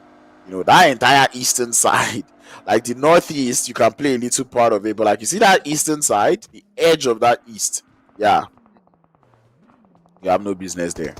Because they're just going to be easy people. So a lot of teams. Yeah. So a lot of teams. But anyway, let's get it. Everyone's going to be calm. This is Miramar. I'm not too surprised. And I'm liking what I'm seeing so far.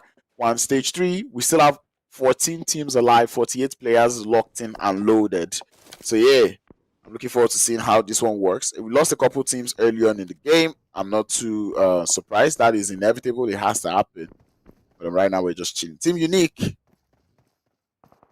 Currently seated in 4th position, 50 points up on the board, 1 point just right behind Neon Force. But now that Neon Force has gotten more eliminations, definitely that increase is going to be more. Generation Z. Oh.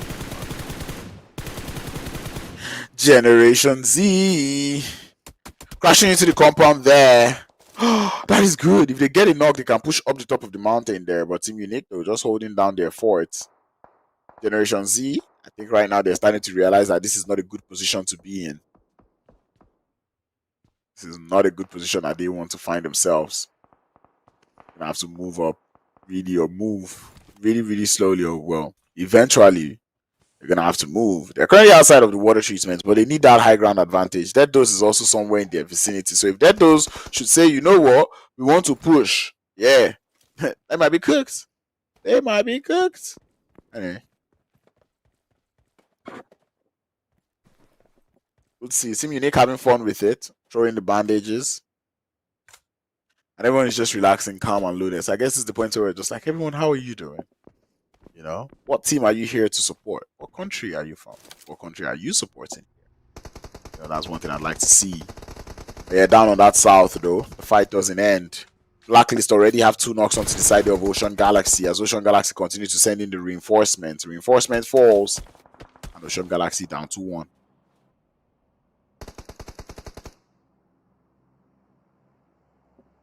Dybala. I'm enjoying what I'm seeing so far coming in through from Blacklist. I did bash them a lot in that Sanhok game because, you know, first fight, the third party didn't do the third party so nicely, and then they tried to gatekeep. That gatekeeping was not something I agreed with, but they did it regardless. It ended up costing them the game. Right now, it did seem to handle the players there from Ocean Galaxy just well. And Ocean Galaxy, you know, don't make me ask the question, but, you know, I did say make it into the finals. You know, I expected that if you're in the finals, you are locked in.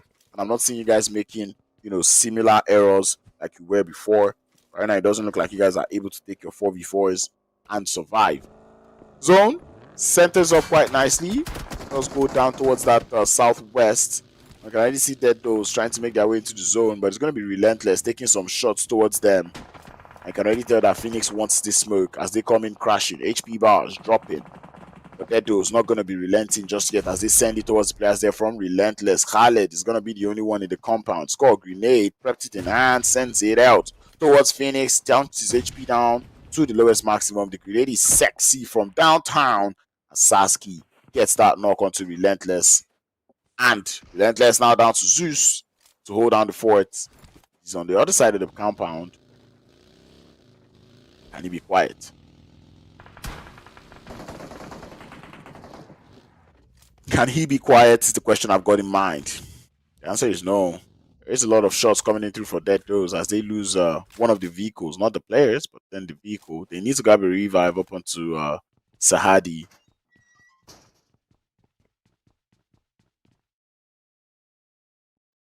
Yep. And he's going to be able to grab it. Anyway, Relentless still holding out the fort though. They've got 3 players. They lost 1 player there to that engagement. But it does look like out here on that southeastern edge, the players there from Blacklist are going up against LALENA. I'm not pronouncing that name wrongly. 2 players already down, or make that 1 player down for LALENA. Pitax trying to hold down his fort there. 3 men down is the last player left. LALENA ESPORTS gonna be praying for some sort of third party. And when they get that third party, they will be able to capitalize, but it's only so much time before Blacklist choose to push into that compound. Pain Africa are waiting the visitors there in the side of Dead Doors. Pain Africa doesn't have the numbers to deal with 4 players there from Dead Doors. Doesn't seem like it's Pilax he's moved and he's out. Easy peasy, bro. Easy. Easy peasy. But anyway, Blacklist continue with the rampage. 6 eliminations already found at the time being. Zone does go towards that northeast. RRAGE has the circle. But RRAGE, you need eliminations. 0 eliminations is not going to get you anywhere. Deathos already has 10. How do they keep getting these eliminations? Deathos, they've got to show us the way. Neon Force looking to get started, but Klaus is the last player left. Try to see if he can ward off the players there from TYCOONS. He's able to find a second knock. Storm shooting through the smoke, but he's been spotted. Klaus takes more shots, but Klaus falls as Neon Force eliminated from the lobby. Players there from Team Unique would be rubbing their fingers together, licking their lips as they anticipate to get more points and climb above the players there from Neon Force in this game. Vibes are in. Mood is getting hot.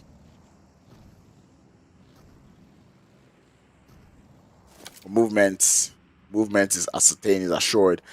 One thing I don't understand is whenever the zone shifts, why are these teams always still lurking on the outskirts? Like, bro, get into the circle, bro. Like, circle is not going to wait for anybody. But I can understand, though, this is a very tricky circle. That road, it is bare, flat, low ground. If you're not in that position being held by Team Unique, you might be cooked. Magicians now receiving the players there from Gen Z. I've seen Gen Z fight as a full squad. Can they replicate it as a team here with just 2 players?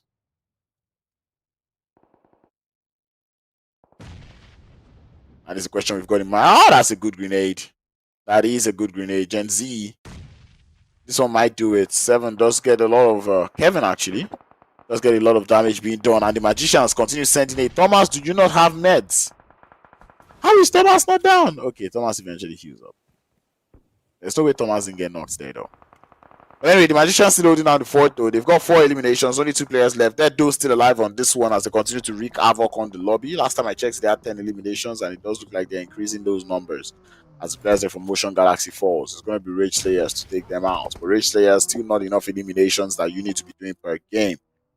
Kevin hears that vehicle trying to make the dodge for it.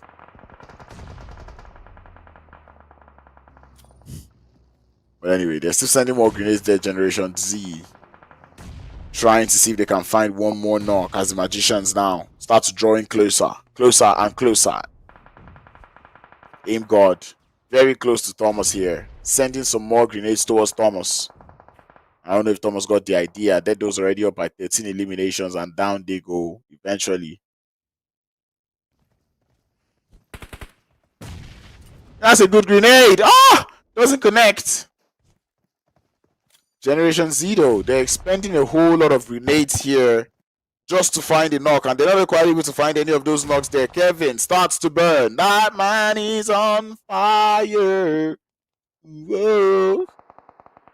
But anyway, the knock does get found onto the side here of Magicians there, as Magicians are down to just the last player. He knows where these 2 players are, and he wants to push it. That is the intro knock there with the snake coming in through from the side. He doesn't see that player. Kevin takes him out, and the players there from Generation Z survive to see yet another fight. RRAGE still alive, 75 points up on board, but just the 1 elimination. Generation Z grab their revives there. Team Unique lose 1 player on an engagement with the side of RRAGE as Melio sends the smokes out. So you make that 1 elimination for the team so that you know they want more. Team Unique trying to drive out a dodge. But RRAGE prioritizing that circle for the time being. You understand they need to get into that circle as Team Unique now gets started. Shots coming in through. But Team Unique is going to spot the players there from RRAGE. Go, exists, finds the knock, but the blue zone too strong for him as he falls. Legacy trekking down the hill. But the players there from Relentless would also fall as we are losing numbers, and one way or the other, Invincible wins the game out of the chaos. They drag a chicken dinner. It's like, how did that happen? How did that happen? I have no idea. I actually thought the players there from Magicians also, I said Magicians, from was it Neon Forest? It was a yellow team, but I thought they were going to win the game. I do not understand what just happened, but I think that was third party at its finest. That was third party at its finest. Miramar was one heck of a game. It did feel very, very long, but not gonna lie, it is one heck of a game. This was actually funny, a very funny ending as well, because I'm like, Invincible, where did they come out from? You know, but not gonna lie, that was still a good and entertaining match because they're from the map there of Miramar. Talk about a way to play this game. Enjoy to see that one there. That is one way to get a win. If you're not gonna fight it directly, you get the third party. Like, nah, this one is actually very exciting. There is no way I just missed out on whatever must have happened in that final circle. But let's get into it. The team statistics as Invincibles got themselves 12 eliminations. How did they do that?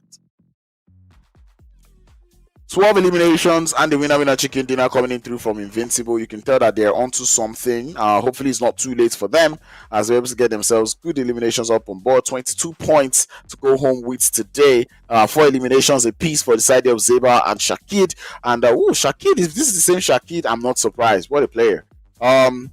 Viciano finishing with 1 elimination, and he did go already kill. Going out with 3 eliminations, but Invincible did owe their forts in some of the engagements I saw them take, and how they won this game, Loki kind of remains a mystery for me. But anyway, match rankings, what do we got? 22 points there from Invincibles. Team Unique finishing exactly. I thought Team Unique was going to win this game, or even Dead Does. So I'm like, what happened?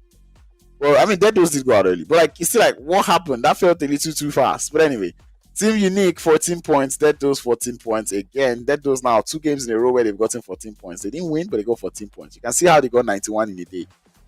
RRAGE in 4th with 7. Blacklist with 7. Relentless in 7. Ugh, I don't like these elimination numbers. Or even these points coming in through from the teams. Neon Force with 6 points. Generation Z with 4. Atlantic or ATL Magicians. ALTMAGICIANS, sorry, in 7th with 6. LALENA, I see someone correcting me. Paying Africa again, just 2 points. That's just sad. But anyway, Hardy from Those happens to be the man of the match for this game. Got himself 5 eliminations, 5 knockouts, 600 damage. The highest we've seen from a single player in the lobby for today. And I'm hoping to see someone top that performance. You'd love to see that one. But then, yeah, 17 minutes survival time, but he was able to get himself 5 knockdowns. No assists there so far. I'm not gonna lie, he still did so well. I mean, for a team that got 13 eliminations, he got 5. That is a very, very decent ratio of eliminations, and that's a very decent support coming in through from Hardy onto his team. I think next we're gonna have is gonna be the head-to-head, if I'm not mistaken. And yep, it's going to be Invincible and Team Unique. I mean, both teams were going at it. 12 eliminations from Invincibles, 8 from Team Unique, 1,500 damage by Invincibles, and Team Unique did so much work. That's why I'm so surprised that they did not win the game. I mean, 8 eliminations, 8 knocks. But Invincible, 5 eliminations and 12 eliminations and 5 knocks. You can just tell that, they were just stealing away those elimination points. We're not going to lie, a win is a win. Got themselves 12 eliminations and a chicken dinner. You love to see that one. Team Unique, I sincerely do not know how Team Unique did not win. They seem to be on a good track, but well, I guess things happen. Things do happen. But anyway, that is wonderful stuff that we've seen there. That is 3 games done and dusted. Miramar did show us a little bit of itself, to be honest, because that is just how we know Miramar to be. It could be that very slow game, and then at the end, it starts to get very high octane, to the point where you don't even know how a team won. You don't even know how a team won the game that they just won. But anyway, we move. Movement is one thing that must happen. Hardy with the most eliminations. Kevin from the Magicians with 727 damage. Legacy 2 eliminations coming in through from that grenade. I don't know if you remember that grenade, but it was a grenade that I used to push up onto, I forget which team. But anyway, Zeus with the longest elim, and the Top Traveler is still frags from Team Unique. He didn't cover as much ground as the Top Traveler of the last game, but nonetheless, that was still a good way to play the game. And yep, let's talk about how this one happened. Maybe we'll see how it happened. RRAGE started all the way from Los Leones. Team Unique started all the way from San Martin. Invincibles out there in Ladriela. We already saw them just land. And one thing I expected from Invincible earlier in the game was that since they landed Ladriela, if they were aware of the hot drop position or situation out there in Opozo, they would have pushed up onto Opozo. But they did not. They just continued on their own business, kept on and maintained the high ground. I did say the water treatment is a very, very tricky type of circle. It's not something that is very, very easy to play like that. And the zone just continued. But at this point, it was very easy because I tell you, most of the IGLs understood this zone is not going to go north anymore. It's just going to keep, either going south. But one thing we just know is that it's going south. And we already saw at this point, a lot of teams had already rotated into the circle to just guide themselves, a very good position to hold. RRAGE making it to the top of the water treatment. And as I said, in this type of circle, you see that water treatment, that eastern side, you do not want to have any business there because those high grounds would mess you up. Team Unique and RRAGE did go about it for quite a while. But once again, Team Unique, coming out victorious. And this is what I was saying. Like, I didn't see how Invincibles came through. Like, where did they come from? They were out there on that southern edge, and I guess they were just poking their head. Maybe this is why they got a lot of stolen eliminations, because they were just there on the edge playing so quietly. And even the final elimination that they got, it was just like out of the blue. Nobody expected that one. But yeah, hey, they played it so well, got themselves the eliminations that they need, and talk about a way to play this game. I'm not going to waste too much time. We've already seen 3 games already done and dusted, which means we are down to the last 2 games of the day. 1 more Erangel game and 1 more Miramar before we crown Death Dose the champion, because I don't think there's anybody else that we can crown the champion. But who knows? Someone might be able to cover 30 points or 30 plus points in these 2 games. Can RRAGE do it? Will the players there from RRAGE, are they going to catch up? Are the players there from Neon Force also going to catch up to RRAGE? We'll find out in the next game just after this quick break. I'll see you soon.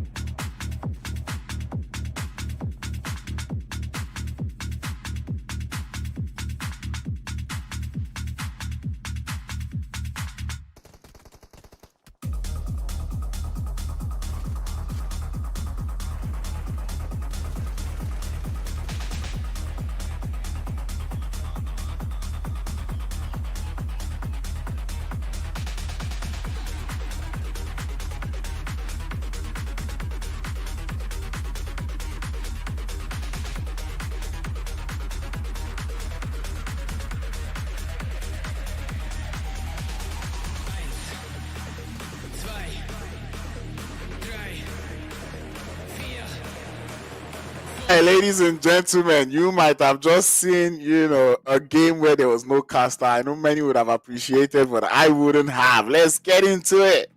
2 more games to go. We're about to get into the map here of Erangel once more. We saw a very chaotic first Erangel of the day. Are we going to see another chaotic Erangel of the day? Well, is the second Erangel going to be as chaotic as the first one?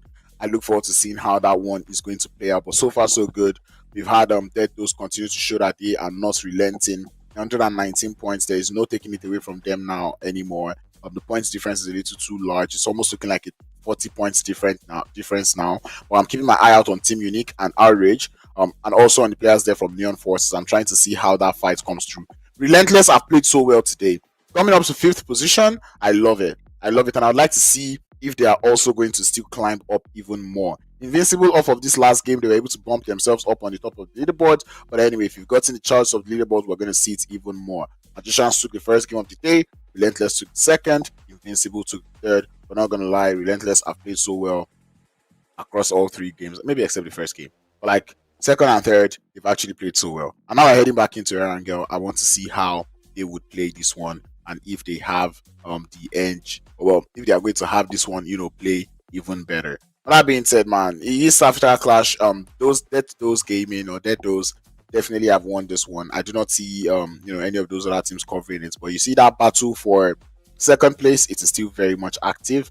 Battle for third place. And you know what? The top 5 can still actually, second place to 5th position can actually still battle it out for the second space spot. So Relentless, Invincible, Team Unique, and the players there from RRAGE, I want to see the attitude that you're bringing into this next game of the day. Ladies and gentlemen, welcome back to the final Erangel of the PUBG Mobile East Africa Clash. Match 4 out of 5. Things are about to get rocky. This is not a very fun playing path here in the map here of Erangel. It does take us all the way. It is southern based-ish. It's almost close to the center, but it is one of those horizontal, playing paths that takes us all the way from Primorsk up towards Lipovka water. It's not as slanty as that, but obviously if you're going all the way to Jojopol, you have to find a vehicle to complete that rotation. If you're trying to make it all the way to Severny, it's going to be problematic. You're going to have to dive a whole lot to make it all the way to Rozok. Yasnaya, you should be able to make it there. Kameshki Stolba, where we saw 2 teams take a hot drop, definitely not an option. If you're going to the military base, I think you're chilling. Obviously, School, you're reachable. Pochinki, you're reachable. Muta, you're chilling. Shelter, Prison, Mansion, Lipovka, and Muta Power are also positions that you can opt to go for. Same thing can be said. Oh! Erangel!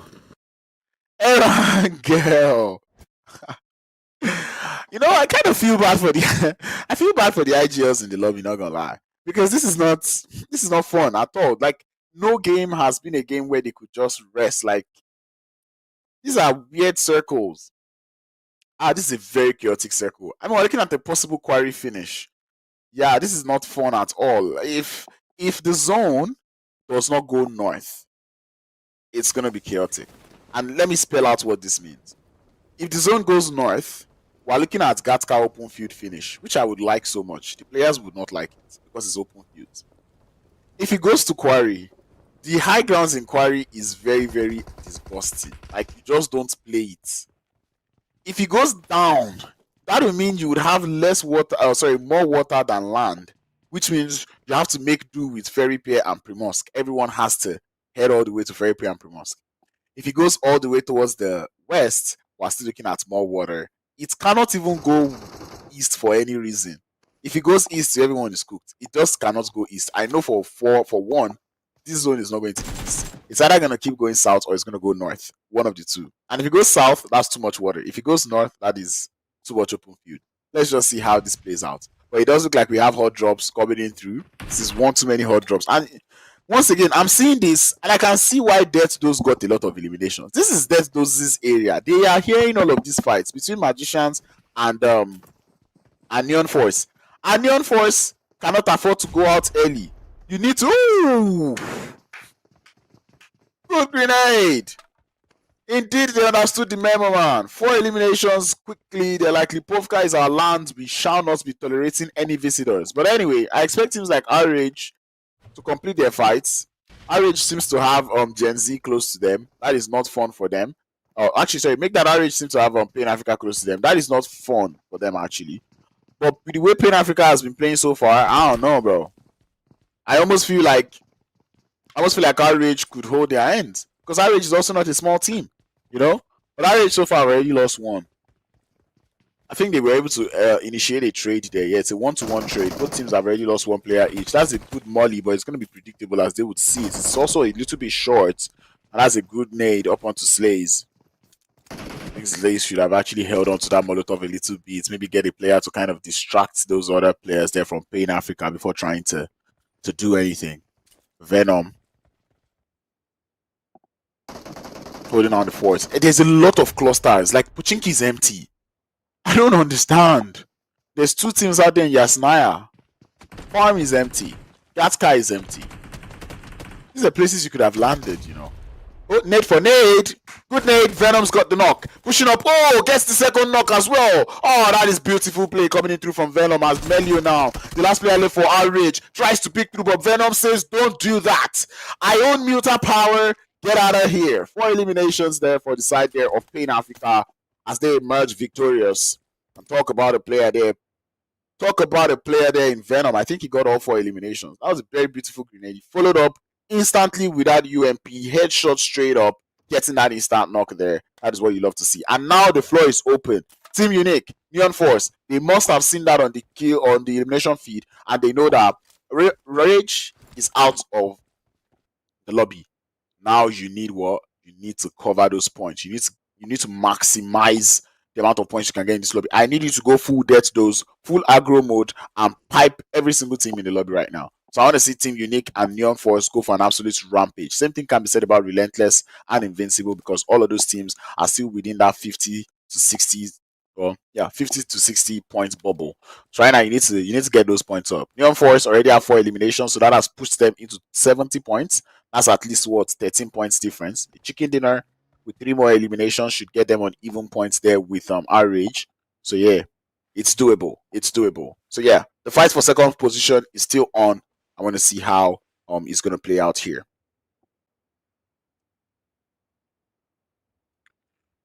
All right, that those though, and this is what I'm saying. You can just tell how they got themselves so many eliminations because right now you can already see Hardy is just waiting for Neon Force to try to rotate. Lamron. Yeah.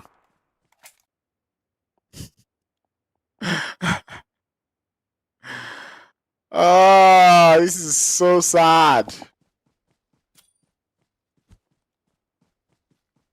This is so sad. And it's like there's nothing they can do. That just throws them off now. Because it's like, how do they rotate? Right? And if the players there from Outlaws were not so passive, they should be taking out dead those right now. But look at it. Anyway, get into the circle. It's a good play. You do not want to spend more time outside this play zone. But it's so painful because right now I can just see that, yes, Dead Dose is a good team, but it does seem like some of these teams just handed them the points that they have right now. You know? Because you're taking all of these fights in proximity to Dead Dose. You want to finish up quickly, get out of there quickly. You know? And I know that's what get out of there quickly is what they were trying to do. But right now, they're now paranoid because you don't know where else Dead Dose is chilling. You don't know where else Dead Dose is waiting. And Dead Dose, for what is what, they already know they've won. They can wait and keep this for however long they want to.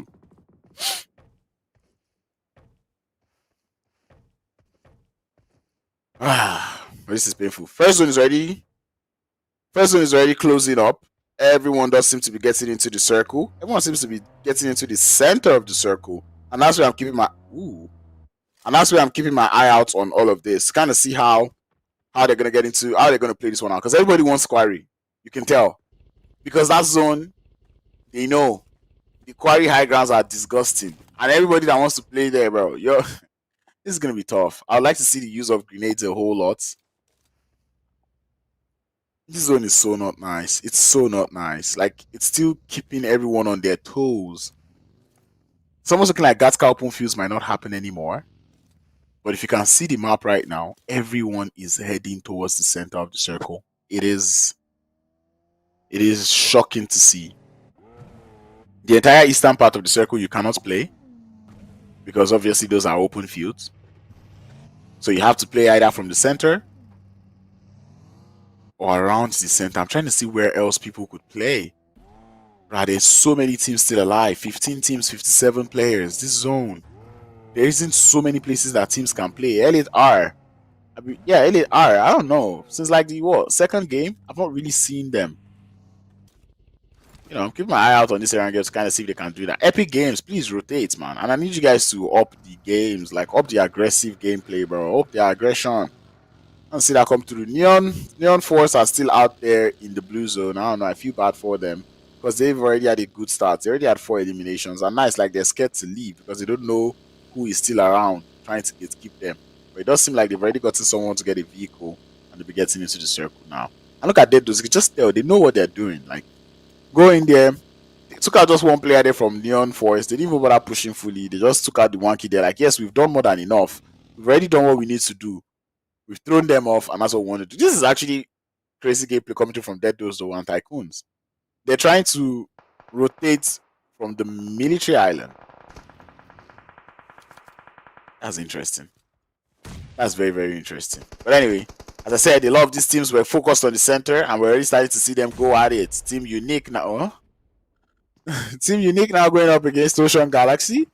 Ocean Galaxy has already lost, I thought Ocean Galaxy lost one player. Oh, it's Outlaws actually on the other side. Yeah, coming in through for the third party. And Ocean Galaxy will lose Arman. That's what I'm saying. Everybody just seems to be... Everyone wants that center of the circle. It's going to get quite chaotic here because there's Team Unique, there's Outlaws, and there's also the players there from Ocean Galaxy. Dybala, though, vaults into the building. He's down there with the Madman from Team Unique. Madman gets Dybala down. And the rest of... Oh, my goodness. The rest of Ocean Galaxy now looking to form him from behind, but no face. Takes a whole lot of damage, though, coming in through from that grenade. Forced to heal now. He's trying to heal up his HP. Frags is aware of that position. That's a very sexy grenade to the top of the building. Or sorry, top of the sports vehicle there. Takes him down. And 3X comes downstairs, tries to get a knock, but he's going to fall as the players there from Team Unique hold down their fort. Ocean Galaxy down to the last player, Nuradin, trying to see if he can heal up. He's got just the one first aid kit, but if Invincible continue to shoot underneath that vehicle, they might just be able to find the knock. Nuradin doesn't want to have it. Needs more solid cover. That is a good play. But the rest of Invincible looking to form up now as Nuradin loses focus. Didn't want to grab the full HP. Wanted to take that player out. And he falls. Dead Those and Tycoon. I'm still looking forward to seeing if they're going to get clashed. And as much as this amount of teams have gone out, there's still a lot of teams. Or there's still quite a number of teams looking to head towards that position being held by Team Unique up on that northeastern edge of the circle. Just that one compound. Tactical Team being one of those teams that are out there edging for the compound as well. Pan Africa making it all the way to Primorsk. They are predicting a southern shift. Players there from Relentless staying out there on Quarry West, predicting a western shift. Players there from LALENA. LALENA out there on that northwest. Does seem to be predicting a northern shift as well. Invincible and the rest out there in the dead center. Invincible Elite R, Generation Z. And players there from Blacklist all out there in the center of the circle. Dead Those now, I'm pretty sure they are aware of the presence of the Tycoon. And maybe vice versa as well. Now the Tycoons now find themselves in a tough spot because it's like, how do you get into the circle from here? Now you've got Dead Those who are thinking the same thing or who were thinking the same thing as you were. So are they going to run it?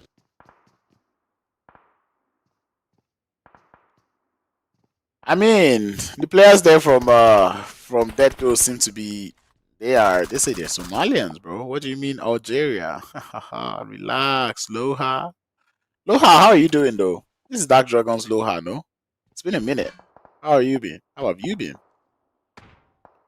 Yep. And it does look like with predictions wise, LALENA may have called it, Relentless may have called it correctly as well. We are having a quarry finish. Pan Africa, I expect them to leave Primorsk and hold that little bit of a... Oh, the map's not showing. But anyway, I expect Pan Africa to leave. The zone does move towards that western side. So I'm looking forward to seeing how these teams are going to play this one out. Blacklist holding it up on the edge of Ferry Pier. They don't necessarily need to move. But in terms of like grabbing good positions, you see where Sue was scoping into, they need to get there quickly. And it does look like LALENA is the squad that wants to get there. Yeah, you see that place is scoping in? He knows they have to be up there. Why they are not moving is what I don't understand. Like, bro, you know you have to be there. Target, get into your vehicles. You're not going to find any extra loot that you've already not found in this building anymore. Just get into your vehicles and leave. Let those already go for the cross over the bridge. Leslie from Tycoon got that memo, and it seems like they would want to go for a swim instead. Maybe they may have found, I think they have found a boat. They want to go for that boatation. Indeed, they have. Hopefully, they have enough fuel and gas cans to get them up. But anyway, northeast of the circle right now is absolutely chaotic. Generation Z now looking to work on the players there from Relentless. Or Relentless looking to welcome Generation Z, really. Generation Z, we've seen them push as a squad. That is a very good Molotov up onto Khaled.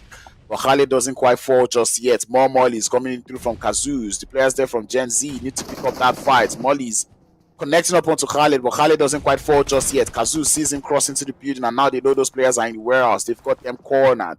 Gen Z needs to force themselves to heal now. And players there from Relentless trying to see if they can get that flank angle. Good grenade up onto Kazoos, but not quite on the money. Khaled drawing in closer. Kazoos hears him. He's got a grenade. The grenade lands. Nade for nade, but the one onto Kazoos is the one to seal the deal. The damage has been done. Relentless now continue to stand their ground, but it is a one-to-one trade as the man is down for Relentless. Gen Z still alive. Grenades being traded, but the third party is imminent as Khaled trying to see if he can find an edge. Relentless lose one more. What now seems to be a 2v3 engagement. Gen Z lose one more, so the trade is even. Zaki coming in through. Doesn't quite spot that one coming in through. Heads into the building, gets one more knock. Khaled coming in through from the side as Zaz trying to hold down the fort there for Invincibles, but they are counting his bullets for him. He gets one more knock, trying to think if he wants to go for the thirst or not, and that is too much hesitation from Gen Z as they fall. Relentless remain as a two-man squad. Team Unique still alive with 5 eliminations. This is what I love to see. And Team Unique are here for the third party of the century. Khaled gets the revive up. And now they have to stay as quiet as possible.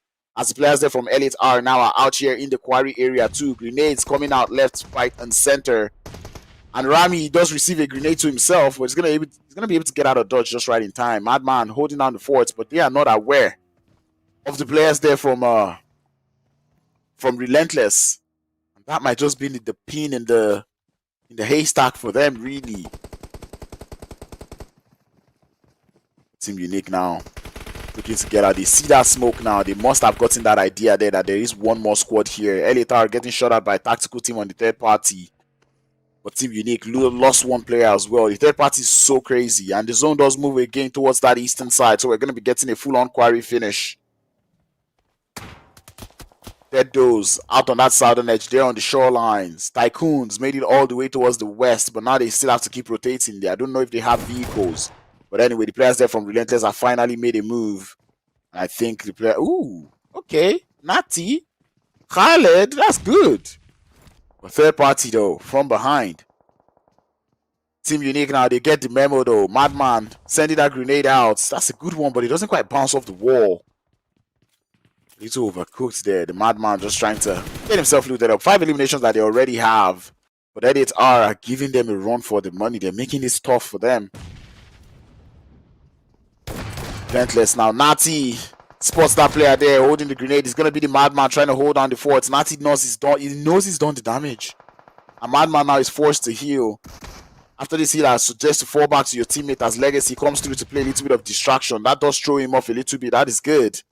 And now it is a 2v1 for what is worth. Grenade coming in through. It does land, but he nades himself. The Madman, as it bounces off the wall, bounces off the crates. Legacy, grab that revive as that man is looking for the test. Natty comes in through, but from behind is where they're going to get shot at. And down they fall. Team Unique remain alive as they're going to be able to grab a revive. 7 elims, but they got assistance there from the third party as LATR welcomes the side of Invincible now into the mix.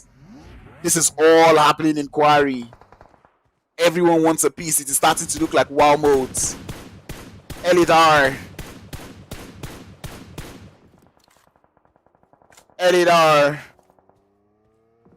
Looking for a way in. They are chilling on the edge of the quarry, but is that enough? Team Unique now, they need to get into that circle. Pain Africa having to deal with the players there from LALENA. Spain Africa lose one more. Players coming in through, and through the smokes, the shots would be found. Venom trying to hold down the fort, avoiding that vehicle. But he knows that LALENA is pushing up. How much is the smokes going to cover him? Molotov is right in front. He does get the spread. And Venom is on fire. That man is on fire. Whoa. And indeed he falls as LALENA send out the entirety of Pain Africa back to the lobby. LALENA esports, they've been quiet all day and now they seem to be on the money. The zone moves up towards the north again. Elitar have a very good position this time. Would they be able to capitalize, pick one fight? But those are still alive. We need to consider that one. They are on the south and they seem to be heading towards the players there from tactical team. But LALENA needs to get into that circle there, going in from that western edge, and they will be meeting towards the side there of Neon Force. But it is a very tricky one there for LALENA. Grenades coming in through as tactical team trying to ward off the side of Deathdos. Deathdos get that memo. And we see them driving away. TYCOONS now, they might be taking on the side of Elitar. And it does look like that is what is happening as TYCOONS now would lose one. The shots are going to continue there. The trade is there. It's initiated. Bomboclat trying to hold down the fort, and he's going to be successful with the S12K. Smith, the last player left, randomly spraying into the smokes, but he's got two shotguns facing him. And he's been taken out. Elitar lose one, but they will be able to grab that revive. The third party is coming in through, and here comes the smokes to buy themselves a little bit of cover. Team Unique, they heard that fight. Do they want it? They have to ward off the side of Invincible, but the madman has got a grenade in hand. 2 seconds left to let it fly. Goes out towards Danger, but it's a little too far. Danger does not focus his attention on him, and there is the first knock to be found. The Unique men have found one more knock onto the side of Elitar. Grenades being sent out as the madman looks for the knock, and indeed he would find one. Make that 2 as the side of Elitar. They are down to 1.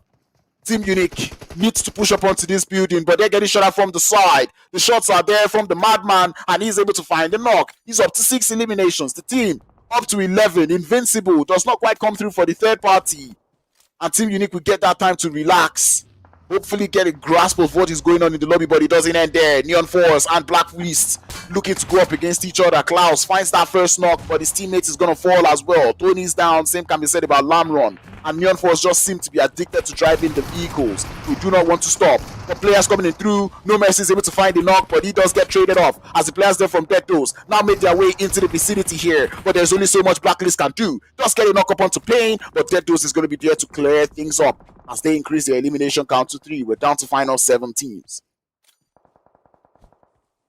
Tactical team are still going up against the side of LALENA. They're on that southern or southeastern edge, as Deathdos will be looking to grab their revive. They lost Phoenix in all of this chaos, but Invincible now finally push up.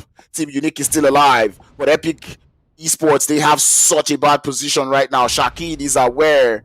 I have seen that player play so well before, and today I don't think he's going to be doing any less. But Team Unique now are aware of this Invincible position, and there they start to send the nades. Invincible send theirs back, having to go prone instantly, trying to prevent yourself from getting shot at. But Invincible lose Shakid up to a knock from the side of Epic Gaming or Epic Esports.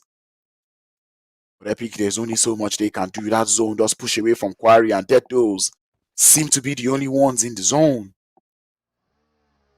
Invincible grab their reset now. Epic doesn't seem to want to grab the revive up onto his teammate Zeba on the side. They're still going to have to push down, and Shakid now gets the memo, sends the Molotov down, but it's a little too far. Epic, the game, he's the only one alive. He knows they have to move into the circle, but he needs help from the rest of this team. Not taking the shots just yet, and now he lets the shots fly. Not quite able to get that player out of the zone as the top DBS comes through. Shakid gets the knock, gets carried away by the loot, does get knocked. You cannot waste any more time. You need to get into the zone. Invincible, lose 2, make that 3 as Zeba falls. Last player now is queued. Team Unique trying to find a way into the zone, and they do make it. But Deathdos, they are also still in this one. Team Unique is Team Unique is still alive, but they lost 1 player. Now they have to go into a 3v3 fight with Deathdos. Deathdos get the zone once more, but the madman, he's got a little bit of a chunk of that circle. What does those esports? How do they play this one out? Those lose 1 now as the madman finds the intro knock. It's hardy to fall. Grenade still in the hands of the rest of those, as we've got players in vehicles. Do they want to go for the revive? Team Unique still also have their own vehicle. Do they want to send it up? Indeed they do. The Madman sends it through into the shack. Grenades being sent out. Legacy loses numbers. And here comes the shot. Sasuke falls. As Death Throws, they're not quite able to hold their fort. Unique wants this chicken dinner. And they get it! That is how you play the game of PUBG Mobile. Team Unique grabbing themselves the fourth winner chicken dinner of the day. You love to see that one. They were on an absolute tear, an absolute rampage. They knew how to third party. They played as a third party. They played as a squad, handling all their fights, and look at how that played out. They saw this idea of Invincible looking to take that fight against Epic Esports, and they said, you know what, we do not want any of that business. We are prioritizing the circle, and they went into the circle. Took out all those players as they were all fighting in the blue zone and continued on and talk about a play from the Madman. That player has to be the MVP because that guy was on something else today. Like, look at how he was playing, man. Getting those intro knocks, that is your definition of an entry fragger. I love to see it. I've not seen a game to get me riled up this much as, like this. But man, Team Unique, what a way to play the game. What a way to play the game. Let us see how that goes. I believe they got over 11 eliminations. I don't even know how many eliminations they got, but that is definitely enough eliminations to get them, if not above, but that should get them catching up to at least RRAGE, if I'm not mistaken. But what a way to play this game, man. I'm so impressed at Team Unique and how they played this one, man. It was such a good game. Dead Those did try, and you can just tell that they are also a very good team. You just love to see the way they played this one so well, you know. And there we go. Team Unique. 12 elimination from that Madman. He has to be the MVP. 12. He got those intro knocks and they were so crucial for his team. I can't even do the math with my hand. That's 12, that's 16. That's another 3, that's 19, 21. 21 eliminations, bro. You love to see that one coming in through from Team Unique. This is the Team Unique I wanted to see. This is the Team Unique that I expected because I said it. I fail to believe that a team is getting 91 points when I have Team Unique in the lobby. Wake up, 31 points. Oh, Team Unique, I love this. Team Unique now, this has to push them in second place on the overall leaderboards, but we'll talk about that one later. Invincible getting himself 10 points, then Death Those getting himself 10 points. Neon Force still getting himself 9 points. I appreciate it.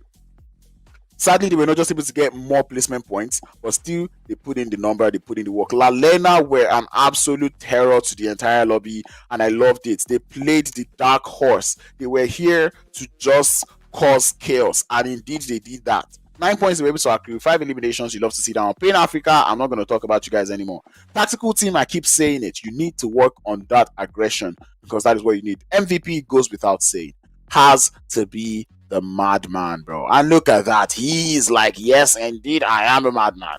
I'm here to take these guys out. 1300 damage from Justice player alone. 9 knockouts, 12 eliminations, 3 assists. You can just tell, like, he was crucial for his team. He was responsible for over half of his team's elimination. You love to see that one coming in through. Head to head, you don't even come close. 21 elimination, no one. The head-to-head should be between Unique and Unique, because Invincible, you know, like 21 eliminations or 2600 damage makes 1300 damage look like baby numbers, bro. Like, that is just how good it was. 16 knockouts, and this is what I was saying. The remaining knocks that they got, or the remaining elims they got, was from those third parties that they were able to put in. Third party up onto the side of Invincible. And to be honest, Invincible could have played this better, but they chose to focus. Man, I don't know why Shaki chose to loot. You've gotten your elimination. Get out of there. There is no time. You were supposed to have taken out Epic Esports a long time ago. But man, he chose to loot, and that's just that single mistake put the team at a disadvantage. It was a very tricky circle. The circle did not make up his mind quite early, and I like the fact that the teams just chose to play it as the circle was playing. Like, look at that. Everyone's getting looted. We already got that. We got the memo as to where the zone was going, and we started to see those rotations coming in. Dead Those playing absolute menace towards the side of Neon Force is something that, you know, I cannot understate. But anyway, you see that first circle shifted. We still have a lot of water. Dead Those, that is a very, very interesting rotation they went on. Same thing can be said about Tycoon, because Tycoon also did the same thing. As you can already see Tycoon all day. If you can see all the teams, I think that is going to be okay. But yeah, Dead Those already finding their way into the circle. They used the bridge. Tycoon went through the water. That zone then pushed everybody to that western side. And you can see LALENA going for that position, because I pointed out that position that is one place you wanted to be. But look at Team Unique. Went all the way to Quarry, and this is where they did it. Like, every single team that was in Quarry, Team Unique started taking them out. Invincible could have third-partied a lot, but instead they went into that circle, went to the front of the Unique team, and Team Unique was like, oh, how about that? We are just going to help you guys complete all your eliminations. Started stealing their eliminations from that point out. Invincible, at this point, is where I expected them to have taken out Epic Gaming, but they didn't take out Epic Esports. They kept on wasting time. And look, at this point, Team Unique is getting their understanding of what is going on in the circle, and they were able to play down. And look at this. This is where Invincible lost this game. They were, so that molly from Shakid could have been placed better. You can already see Kill has gotten into the vehicle. He wants to get into the zone. I do not get why that player chose to stop. Shakid, you've gotten your knock. Get into the zone and just leave. But no, he chose to stay. And look at that. Invincibles or Team Unique had already made their way into the zone, and they already started taking it. And man, this knock from the Madman was absolutely needed. And I like the fact that Team Unique wasted no time. Instantly sent it in. They saw that player go there, pushed him with the shotgun, got that knock, and they were able to hold all the angles, get themselves those eliminations. 21 eliminations. You love to see that one. Team Unique W gameplay. I mean, the Madman has to be all over this. 12 eliminations, highest damage, most grenade elimination. Man, the top traveler being Unique, but man, I'm just keeping my eye out on the Madman here. They really let the Madman loose, and he came out to play. That is one thing that I enjoy to see there. One more game, ladies and gentlemen, is what we've got before we crown the champions. But in all honesty, Team Unique, you shouldn't have to hold this kind of gameplay until the final day, until the final 2 games. No, because now you're gonna make it like you just made Dead Doors walk away with this one. But Dead Doors, even they are not relenting. They continue to, after that first game, they have consistently been, if not in the top 3, but in the top 5. And that is something that I enjoy to see from them. But ladies and gentlemen, if there's one more thing we would like to see, it is one more game of Miramar. So do not go anywhere, as we'll be right back for the final game of the finals of the East African Clash. I will see you soon.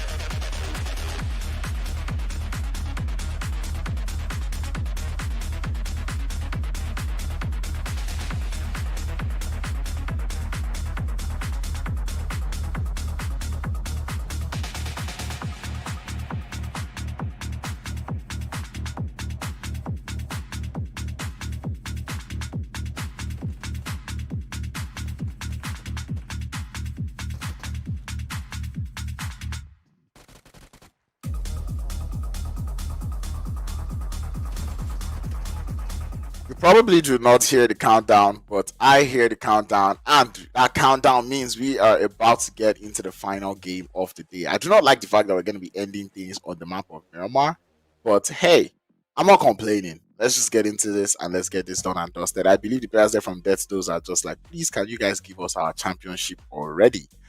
You know? But hey, I don't know if I can see the overall leaderboards before this game, but I just want to see that Team Unique is second position because whatever they just pulled off in Erangel was just too amazing. I just loved it. Like, I would like to see them repeat that one, but unfortunately, we're not going to be seeing the leaderboards until after the games. And without that being, without wasting too much time, let's get into the final game of the day. And the playing part is not even nice. The playing part said, "Oh, final game of the day, we are going to cook." Because this is a well, I mean, it's almost similar to the one we got in the first Miramar, but this time it's just worse. It's actually just worse. But anyways, bringing us all the way from the south once more. It doesn't. Yeah, it takes us from the south this time, and it takes us all the way towards ruins. So like, even getting to so many places is hard. But hey, I don't want to see that hot drop in El Pozo again. To be honest, I don't want to see tactical team anywhere close to El Pozo. Like, if this is going to be the start of you landing elsewhere, please let it be. But this is not. Ooh, someone speaks French in the chat. Hi, oops, comment está? Sorry, that's not French. Comment ça va? Yeah, and ça va bien. Et vous? That is how are you? And yeah, I guess that is just how are you. But that being said, man, ooh, why does he have a bird? Hey, guys, the playing path is not nice, but at least the zone is beautiful. So the zone is good. Yeah, so the zone is relatively better. I'll take it. I'll take it. No complaints from me there. No complaints from me there. But bro had a bird, bro. How'd you get the bird? I want the bird, guys. Chat, I want the bird. Let me know how you get the bird. Anyway, everyone does seem to be landing. Team tactical team has gone to Opposo again. Neon Force are out there in the trailer park area. They have the players there from Epic Esports and I believe that is Relentless. They have them as well with them in that area. Generation Z is out there in Chumasera. Just out on the outskirts of Chumasera is where they have the players there from Ocean Gaming and Pain Africa. Wow. Pain Africa, what happened? Pain Africa, this is not you. This is not you. Pain, I swear, Pain Africa, this is not you. Fireboy, this is not you. Borny, this is not you. Pain Africa, this is not you. Wow. Straight off landing, they've lost 2 to the side of Invincible. And look at that, Team Unique 95 points. Unfortunately, they got wow. Oh, like you're not catching that those. I'm sorry. But RRAGE though could still cover that gap between themselves and Team Unique. 66 points from Neon Force, and yeah, Neon Force, they've already lost 1 already. But Neon Force is gonna need Neon Force is gonna need Neon Force is gonna need hey, look at that. I won't play in Africa, bro. Oh my god. But Neon Force is gonna need they're going to need a whole lot of eliminations if I thought they're trying to catch up to the side of RRAGE. And we'll see how they're able to pull that one off. But yeah, Invincible's already getting himself 4 eliminations, climbing above the side of Neon Force, and they might be the ones trying to close the gap. But I don't think, I think the top 3 is already decided. It's just a question of who finishes second and who finishes third between the side of Team Unique and RRAGE. But other than that, everything does seem to be up for grabs. I believe Generation Z should be able to go above Pain Africa by the end of this game. So I'd like to see how that one plays out. In case you're wondering how the zone looks like, that is what it is on the top right of your screen. With respect to zone, how do I feel about this one? I think it's a good zone. I think this one is chill. Teams can play anyhow. Teams can play anyhow they want to play, really. This one I don't have any expectation. The zone is not going to be really the zone is not really going to dictate unless we get one of those very hard shifts. And I don't know, it's been a very long time since I saw hard shifts on the map of Miramar. So yeah, I'm not expecting any hard shifts in this one. This is a chill circle. Everyone should be able to play this one all right. I do see a little bit of possible possible engagements there between Neon Force and the side there of Relentless. I did call that earlier that both teams were very close to each other. I'm looking forward to seeing how they're going to play this one. Lamron is just waiting. Like, anyone who opens that door is getting the shot gun to the face. Now it's not even the time to be doing that gun. I think they get the memo. Seen him. Run, bro. Yeah, he got the memo. Jump outside and oof. Oh, Molly to the stairs, but it does get shot. I don't know how that shot connected, but hey, it connected. Klaus is down. Klaus is out. Neon Force. Unfortunately, and look at that. If Neon Force goes out early, and they are going out to Relentless as well. If they go out so early, Relentless might actually be able to finish just right above them, you know. They might just finish right above them, you know. Guys, do you see what I'm seeing? Chat. I think that might be the play. Anyway, Neon Force though, trying to see if they can survive with one. There's gonna be no mercy. He's probably one of the strongest players on this squad as well, so gonna be chilling. He might be able to get a squad wipe as well, but there's no point wasting time. I think this idea of Relentless might just want to push this player, but I don't think they know exactly where he is. So they're trying to sweep from building to building. If you know the building is in, is a solo, just push as a team. He can't take you all out. But it doesn't look like that's their plan, bro. They want to waste utils. Come on, boys. That's a good nade. But No Mercy is able to avoid it for the time being. Grenade downstairs. Doesn't quite get it just yet. I think they hear him. They know where he is. Collects one. That's one player down. Looking for two, but cannot find it. Relentless take him out. Survive as a full 4-man squad. And they might just climb above them. They need just a couple more points. And they will be able to climb above them on the entire leaderboard. So Relentless really need to up their aggression game if they're trying to get anything out of this game.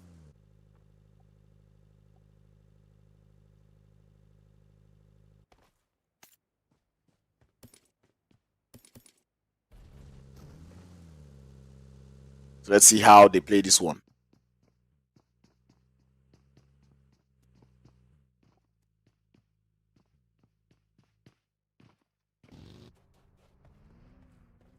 All right, sorry for my little moment of silence there.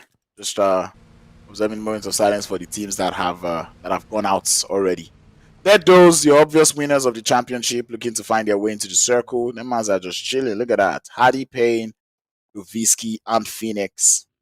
Gonna be your team. They were able to get 92 eliminations so far. And definitely it's gonna be Phoenix maybe taking the MVP title. It's got 26 elims, unless Hardy really wants to show him up. But I mean 5,200 damage from one player. That is absolute that is just chaotic. That is insane numbers. 1,700 damage. 17,000 damage. That is a lot. That's a lot of damage being done, man. That's a lot of damage being done, and that's very interesting coming through from that team. But anyway, zone starting to close up little by little. We're about to get the first zone shift of the match, or of the map. And it does close up, centers up quite nicely. Everyone is close to the center of the circle. And where it's crazy is like the teams that play center of the circle seem to be the teams that are relatively aggressive. And some of the teams that play on the edge aren't as aggressive. So the one aggressive team that now plays on the edge, which is those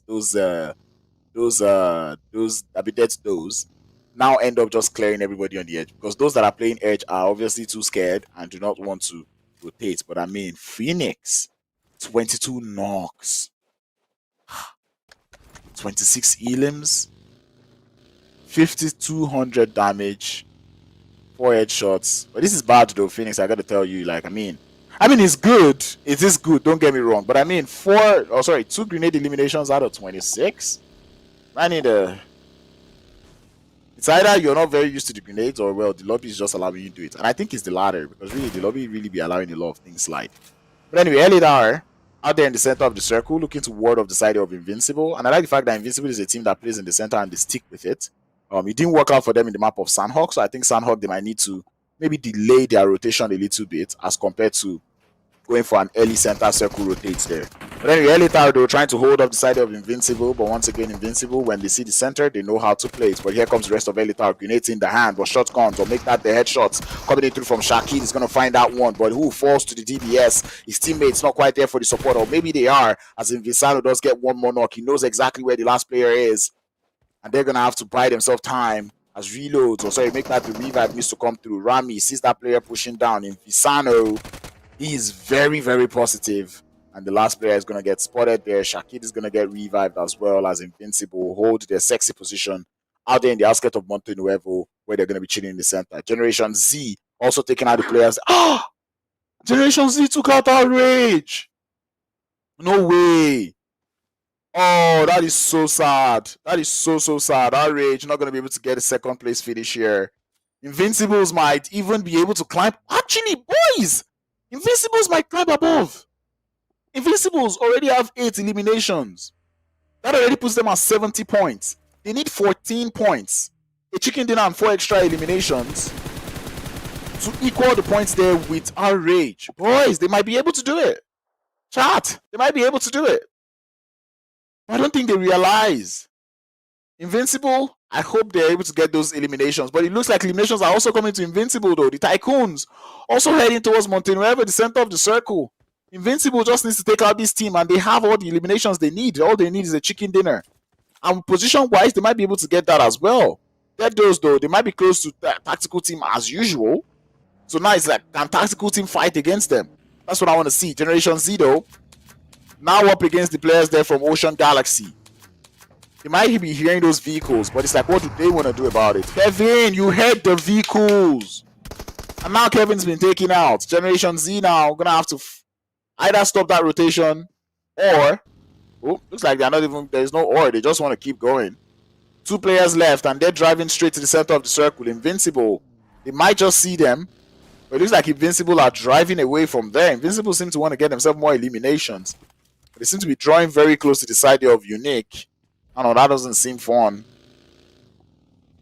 at least not for them. Given the kind of game Unique just had, kind of know that they are itching for more. The back and forth shots are already starting to come through now, as Invincible now spot some of those rotations coming in through from the side of Gen Z. If tactical team, actually they're already losing players to the side of Death Those, man. Tactical team, I don't know. At least for this lobby or any lobby where you have Death Those, try not to just give them more eliminations, you know. Just pick a different Miramar drop location, because you can't keep blessing them with elims every Miramar game, you know. But anyway, Team Unique looking to get started with LALENA there. They got the first elimination and make that the second knock as well, as Exist destroys that vehicle. Pitax is down. And here comes the push there from Ocean Galaxy onto the side of Team Invincible. Invincible welcoming them with open arm. Dead those panning the, oh my god. You can tell that they've done this so much that right now they are starting to pan them. Anyway, Invincible receiving Ocean Galaxy with open arms as they get that intro knock. The instant thirst following suit as well, as Ocean Galaxy not getting this push correctly, but that's a very beautiful grenade up onto Invisano, and here comes the intense push from the Galaxy coming in through, but our man is gonna fall instantly. Dybala trying to come in from the side, but Shakid spots him out. He comes out with the Mini 14 in the hand, and Shakid is gonna take him down. Ocean Galaxy down to the last player in 3x. All he's got is his fancy vehicle to work with, and there's a third party onto his position. Invincible, though. Invincible, how many elims now? They've got 10. They need 2 more elims, and that's a good grenade. But 3x trying to get out of dodge. Zeba spots him, takes the shots, and they're trying to get that elimination. They need it. Galaxy driving away. 3x still driving away. He's getting shot out. Does he run out of gas? They see him. They're shooting. They get it. 11, they need 2 more. Sorry, yeah, 2 more really. And the chicken dinner. But Gen Z, they are in a prime spot to keep the side there of Invincible, but they're just a 2-man squad. Invincible, can you do it? Unique is also in the background. They need to get into circle. Can they actually do it, boys? Can Invincible do it to finish 3rd place? Gen Z leaving the compound, so that clears things up for Invincible there. Everyone's trying to get into the circle. Dead those on the north. Tactical team still alive. Epic Esports playing very passively, trying to milk the placement points. But right now, if they go out, they still just no points actually. So he still is going to need to survive more. But Tactical team now, they'll be receiving visitors in the side of Team Unique. On that rotation, TYCOONS holding a very good position in the circle. TYCOONS might just be able to take this game home. They have a couple long-range guns as well. But Tactical team now get started with Generation Z. Generation Z now down to the one player in Thomas.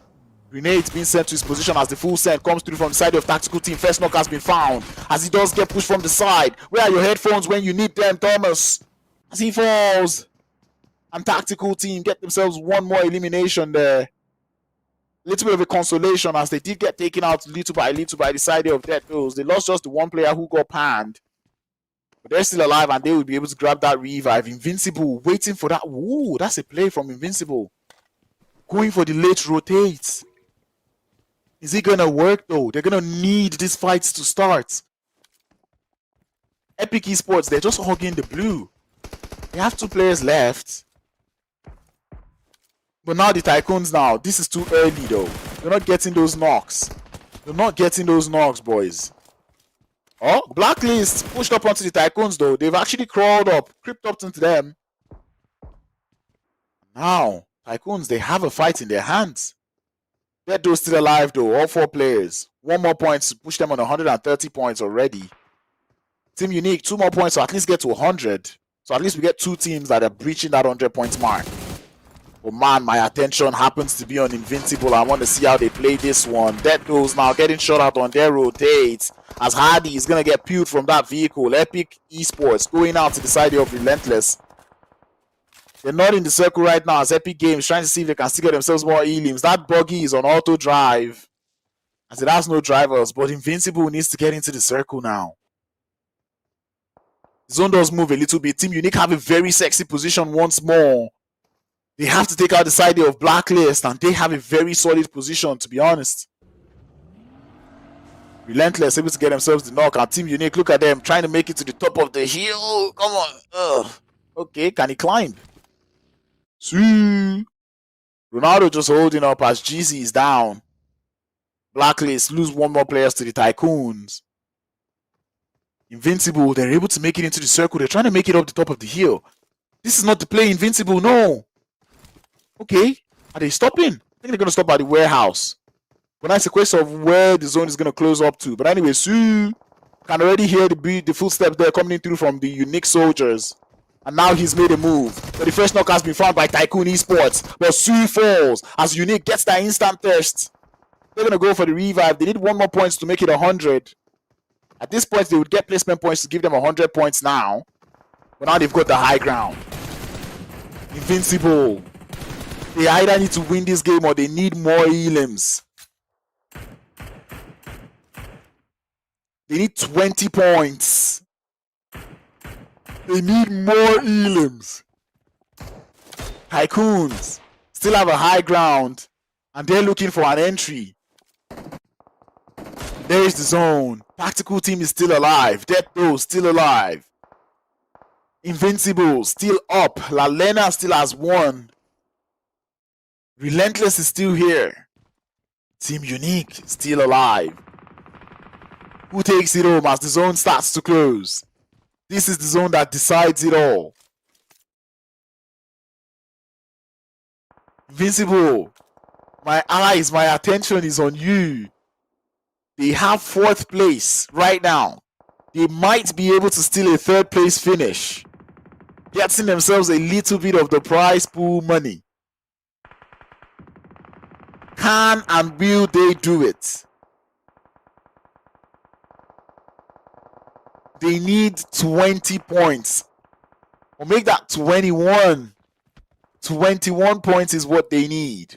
They have 11. The zone pushes to the south. Unique still have a very good position. A very, very good position right now.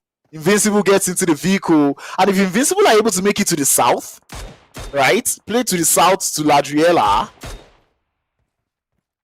Or Ladrilera. And I think that's what they're doing. That's what they're doing, guys. That is what they're doing. Oh my god, that's what they're doing. Yeah, and then from the south, they need to make it up to the top of the hill. But let's focus though.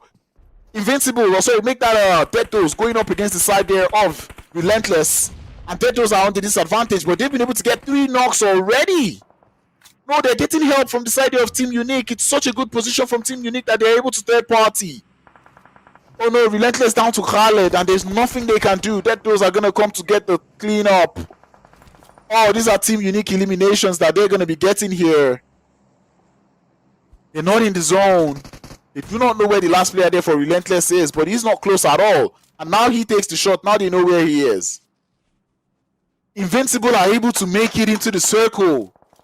Now they need the elims. They got 1 more elimination. Now they need the chicken dinner. But more eliminations is still not going to hurt. Team Unique is very close to them. That is a very strong team. But Invincible are opting for a split. I do not know. Tactical team getting started with Invincible there on the elimination feed as Dead Doors needs to get into the circle. 4 eliminations that they were able to get, but they're getting shot at. And now they're driving towards Invincible. Can Invincible handle the heat? That is the zone. That is Invincible on their splits. I'm scared. I am concerned. Tactical team still alive. TYCOONS trying to make it into the zone. Benno Baby warding them off, letting them know that this is not a place to push. But the TYCOONS do not have a choice. They have to keep sending it Invincible. Or make that Dark Doors up against the last player there from Relentless. They really want this Elim. But can Invincible third party? Invincible needs to be on their toes. Unique is still the one getting the Elims. The grenade goes upstairs. Khaled doesn't quite connect up onto him. Sasuke is looking for more. Sends it upstairs again. The grenade has done more damage. And that is a good grenade as well coming in through from Khaled, but he is not resting. He's not relenting. They're sending more, but he walks into the fire. And that might be the end. He has to take that fire off of his body. There is no place to move. Khaled does get taken out and Dead Doors secure the compound, but it's not in the zone. More grenades coming in. It's a self-nade, but Invincible need to be on their toes. They need the elims. TYCOONS is just right by their side. Team Unique is still alive. 6 eliminations and they've breached the 100-point mark. That is the most they can do, at least to fight for their dignity. Invincible, I'm still watching. Invincible on the south. Unique on the north. Getting into the middle now and Dead Doors are still alive. Invincible lose 1 to the Unique Madman. And that is not good. They have 2 left. They need this win. Can they steal a win the way they just stole a win in Erangel? For a back-to-back. They need to do that. TYCOON on a very, very bad position. And now Team Unique has to push up. They know. Grenades in the hand there of Exist and he's going to get it into use now. Oh my god. Invincible, I'm still watching. The grenades is out. TYCOONS are feeling the heat. Dead Doors might be able to come into for the third party. The zone moves away from Invincible again. It favors the side there of Unique. And TYCOON, they need to push up. Howard, what are you doing with the grenade launcher? Is that the sword off? It is the grenade launcher. And TYCOONS now. Still alive. Team Unique. They need to push this. They're running out of utils. Invincible are able to grab the revive bomb to Shakid. That's good. But they can only play with smoke and vehicles. Everyone is sending grenades to each other. Dead Doors is still alive. Dead Doors needs to be out for any of this to work. Unique will lose 1. Dead Doors is still alive. The Madman is on his feet. Unique, they have to push up onto TYCOON, but they know that they cannot leave this high ground. But even the high ground has a high ground. Because Dead Doors now are starting to push up onto them. The nades are starting to fly. If the nade is found or if the knock is found, they are going to push up onto this. And there goes the first knock. Unique, lose 1. But they're able to trade it off with the side there of Dead Doors. But Dead Doors now, they're playing it very passively. In the floor, he just gets spotted as the Madman is on a rampage. Dead Doors is out and Invincible just needs to stay quiet. All they need is a sneaky win like they did on Erangel. But Kill is starting to push up. The grenades are good, but they're too far. As Invincibles now. They need to play this very slow. If they take out Unique, it might be it. But they're getting third party. Oh no, the Madman. He finds the first knock. And he might find the second. Invincible, they cannot go out here. They cannot go out here, but the Molotov is sent to the side of the tree. Invincible, go out. Unique stand their ground. And now there's nothing that stops them from pushing the side of the Tycoons, but Tycoons get one. It's traded off. It's a 2v2. Smith trying to see if he can get the revive. Exists trying to hold on for legacy. But those grenades are doing in the numbers. Smith is trying to get that revive. And indeed he does. The reset is there. Unique getting their reset as well. In a 3v3. Both teams have nothing to fight for. But they are going up for it. Those would go out with a smile on their face. But Team Unique might want a back-to-back. They had a very decent game on the map of Erangel, and they've brought that aggression into the map of Miramar. How do they still have grenades is very surprising, Tycoon. But they're holding on the fort. The terrain is hugely to their disadvantage. But Team Unique understand they have to play this carefully.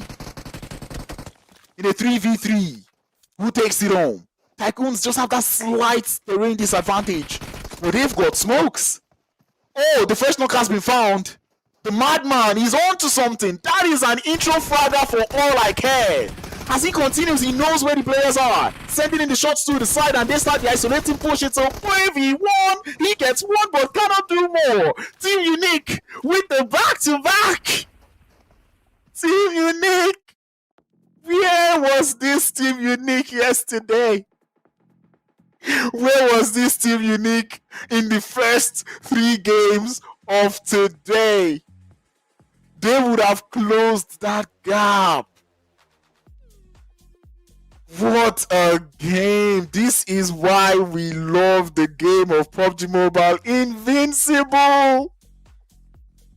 Invincible. They just needed 20. They did not have to push. Invincible were supposed to play it the way the Tycoons played it. They needed to wait, but they did not have the circle too. I cannot blame them. No, the madman is an absolute madman. That player on Team Unique deserves to be praised. What a player. It's like the madman just sees everyone first. Always get it. Look at that. 7 elims. Oh, what a team. What a player there, the madman. He has to be the MVP again.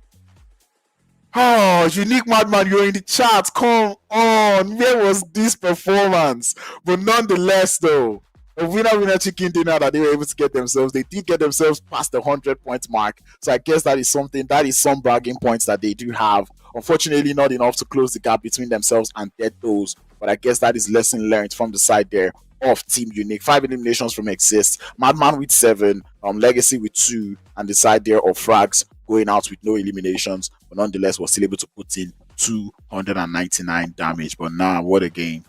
What a game. I didn't clock it on time. And I don't think Invincibles even clocked that on time as well. But they did try their best. 17 points. They needed 20. Well, they needed 21. They needed 21. Just 4 more elims, bro. Oh, I'm so pained. But man, Invincible, I give them the kudos. You see that last rotation that Invincible went for? Yes, that was so good. That was so good. Whoever made that call, you have my respect. Get those, they just do not go out. They just don't want to go out. What a play. 10 points from Tentos. Tycoons playing heavy spoiler. Tycoons had no business surviving this long. But then they were able to get themselves 10 points. Relentless also being so relentless, finishing with 10 points. Generation Z with 5 points. Tactical team with 4. Once more, tactical team, you need that aggressive prowess. With the aggression, if you're able to up the aggression, tactical team, I promise you, with how you guys play and rotate, you will be quite the force. You will be quite the team. And once again, the madman, the MVP, 7 elims, 4 assists. Is there anything to say again? Just, you know what? Just go back and take listen to what I said about the madman after the Erangel game, and just imagine I'm saying it here. Because that is one heck of a player. The head-to-head, Team Unique and Invincible. Look at this, Invincible. Oh my god. They came so close. Man, I want to see where this pushes Invincible to on the overall leaderboards. But man, head-to-head, 2,900 damage there from Team Unique, 14 elims. That is exactly what Invincible need. This thing that Team Unique did is exactly what Invincible needed. You know. But anyway, 18 knockouts, and they were only able to get 14 eliminations from it. It's still not a bad showing coming through from them.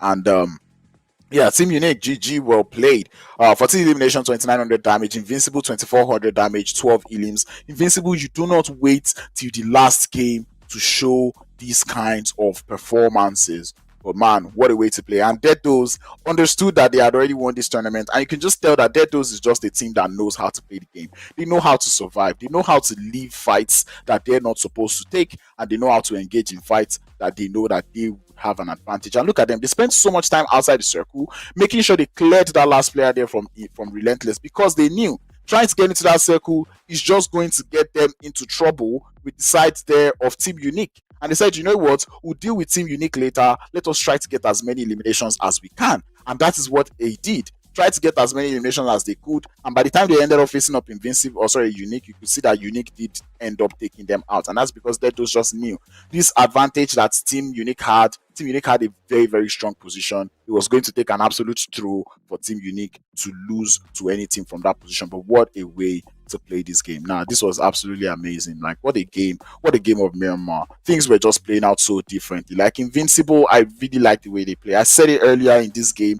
They are a team that likes to play from the center of the circle, and they played this center circle so well. And even when they had to leave the center of the circle, they still did that to get themselves more eliminations. I really enjoyed the play coming into for them. They knew when to rotate slow, and they knew when to get into the circle fast. And I love to see that one coming into for them. Now look at Team Unique on that rotation, coming in through from that north eastern edge. Those taking out the players there from TYCOONS. I feel like that. I'm sorry, from Tactical Team. I think Tactical Team really needs to find a different spots to land whenever they are playing with Deados, because you cannot keep donating to Deados. TYCOONS also did hold a very good position in that circle, but unfortunately that zone did move. And look at this at this point. You see, Invincible had already gotten a couple elimination here, but when they saw TYCOON take that high ground, you see them just instantly leave that position, because they know that, you know what, we're not going to be taking a fight with those guys that are on the high ground. See them already go for a different position to just hold. Here they were on the edge, and this is where they lost that one player to Team Unique. This is where they had it, no, not to Team Unique actually. This is where they had to chill, and they just waited for all of this to happen. And you see Team Unique coming here, this position that they held this for quite a while, and then they came down. You see that instantly, because they realized that there's a better spot in the zone. And when that zone moved, they had a very strong position. Invincible here, I was saying they needed to go for that south rotation. This is where I needed them to go south, right? And I'm so glad they realized that. The instance that zone moved, they went straight to the south, came back up, but that position by Unique was just too strong. Unique had already held their stance so well on that edge that it played out so well for them. They played it so well, took out the side here of Deados when they pushed up, and but unfortunately, Invincible. I'm so pained for Invincible, man. But yeah, Invincible were able to get themselves quite a number of points. But man, what a final circle push. Look at this. Deados knowing fully well that they had nothing on the side of Invincible. When they tried to push up, the madman said, yeah, I'm going to handle you. And I think the side of Invincible read that wrong, because they thought Unique were the ones on the receiving end. And then they pushed it. And look at how quickly Unique were finishing fights. That is just enviable. Very, very enviable. But man, the TYCOONS, there was nothing they could do. They had the terrain disadvantage. The madman was an absolute tier. He was on the tier. That guy is such an intro for a guy. What a player, man. If not because Deados also has Phoenix, who has shown or given a good showing. Man, the madman, definitely the MVP of today, because that player did play so well. In just 2 games, he was able to make up for the rest of the games. But man, what a way to play. Now look at this graph, man. Team Unique, 2300 damage. Relentless also did do well. Look at that, those 6 eliminations that they were able to get. But man, I think that those actually did waste a whole lot of time trying to take out Team Relentless there. But yeah, man, what a way to play. I didn't get that, but what a way to play this game, man. Man, Relentless, that was a good way to play the game. Invincible, I give it the kudos, but then I still ask every team that is on this chart, apart from Deathdos, where did you guys put these performances yesterday? We needed these performances yesterday. You shouldn't have allowed Deathdos just get the win, because it was clear that today you guys gave Deathdos something to fight for. And look at that, the madman once more, dominating the match report, bro. Zeba there for longest elim, Unique Legacy for the top traveler. But man, the madman was on something else, man. 7 eliminations, 1200 damage. That's like over 2000 damage done in just the span of 2 games. That just goes to show you that, you know, this guy is something else. Unique, you should be thankful for the madman. That's all I can tell you, bro. What a player. What a player. Man, back-to-back chicken dinner. I want to see how much it pushed them on that leaderboard. But as I said, it doesn't really matter because as much as they were putting points up on board, the guys there from Dead to Those were also putting points up on board. And man, Miramar, Invincible, all they had to do was just, you can tell, maybe Invincible, they find Miramar to be their strong map because that first Miramar game, they won it, even though they stole that win. But yeah, like, you know, they stole that chicken dinner, but nonetheless, they still try. But anyway, these are the highlights coming through from the day where we started things off with that very chaotic Erangel game. Players there from RRAGE pushing their way to second position. Magicians getting themselves that first chicken dinner of the day with such a strong position. I mean, this first game was pretty much play zone having its own fun, took out most of the players. The Sanhok game, a very, very chaotic Sanhok game, to be honest, with Errol and tactical team trying to hold down the forts. Dead Doors, this is where Dead Doors just started, you know, their rampage, making sure they made it into top 3. Unfortunately, tactical team not surviving with too many players. They did lose out to the side of Relentless, and Relentless got themselves a chicken dinner. And then what seemed to be like a very crazy Miramar finish from the side there of Invincible. I don't know how Invincible won this game. Team Unique were on an absolute tear. They did seem to be handling out all the teams so well. They took out one more player, and this is where all the play zone. Legacy was the last player left, and all Invincible just had to do was shoot at that player, and that was how they won the game. Now that makes a lot of sense. And then we went on to this Erangel game, which was an absolute showing from the side of Team Unique, pushing up all the way from Quarry, showed everybody what they were made of. That madman started to pop up, and then, you know, this push up onto Sasuke in this compound was an absolute interesting thing. He said he doesn't even mind if his teammates were there, sent it straight into that compound, understood how much that knock was needed, and they got that first one. I mean, they got that last elimination. And then in this final game, in what seemed to be a game that Invincible should have taken home, the Unique Madmen, Unique Esports did come through, storming onto the side of the Tycoons to get themselves that last chicken dinner of the day. Storm trying to hold on, but unfortunately, there wasn't too much that he could do. You love to see that one coming in through. Unique with the back-to-back winner chicken dinner, and you just love to see that one. I don't know if you understand, but man, just watching those highlights from the 5 games from today, you should already know that we had such an amazing set of gameplay. Love to see that one. This has been the East Africa Clash, and I believe what is coming up next should be the overall rankings. Am I right? I think I'm right. Okay, we are going to be getting the MVPs first before we see that. And I think, wait, top players for today or top players for the entire tournament? Oh, wait, it's for the entire tournament, too. The madman did it. He actually did it. He actually did it, chat. He did it. Wow, in just 2 games, it was worth it. And I did say, like, just the way he played today was enough to push the players there from Death Those, you know, out of that. I look at that. He's the only person that was, well, that is not on Death Those here. 34 eliminations, 36 knockouts, 5600 damage. Phoenix did try, but unfortunately not able to get more than 29 elims. And I could tell that Hardy was also trying to catch up to Phoenix there, but unfortunately not quite able to do it. I mean, actually, apart from Unique, No Mercy from Neon Force was also a good player today, and I enjoyed the way he played, especially in that Sanhok. You could already tell that this team is someone, or well, this player is someone that his team actually does value a whole lot. Unfortunately, they were not able to, you know, capitalize on that second Erangel game of the day, which was sad. But nonetheless, it was still a good showing, man. Unique Madman, you really, really deserve this MVP, and I gotta give it to you. That was a very good showing today. You love to see that one coming in through.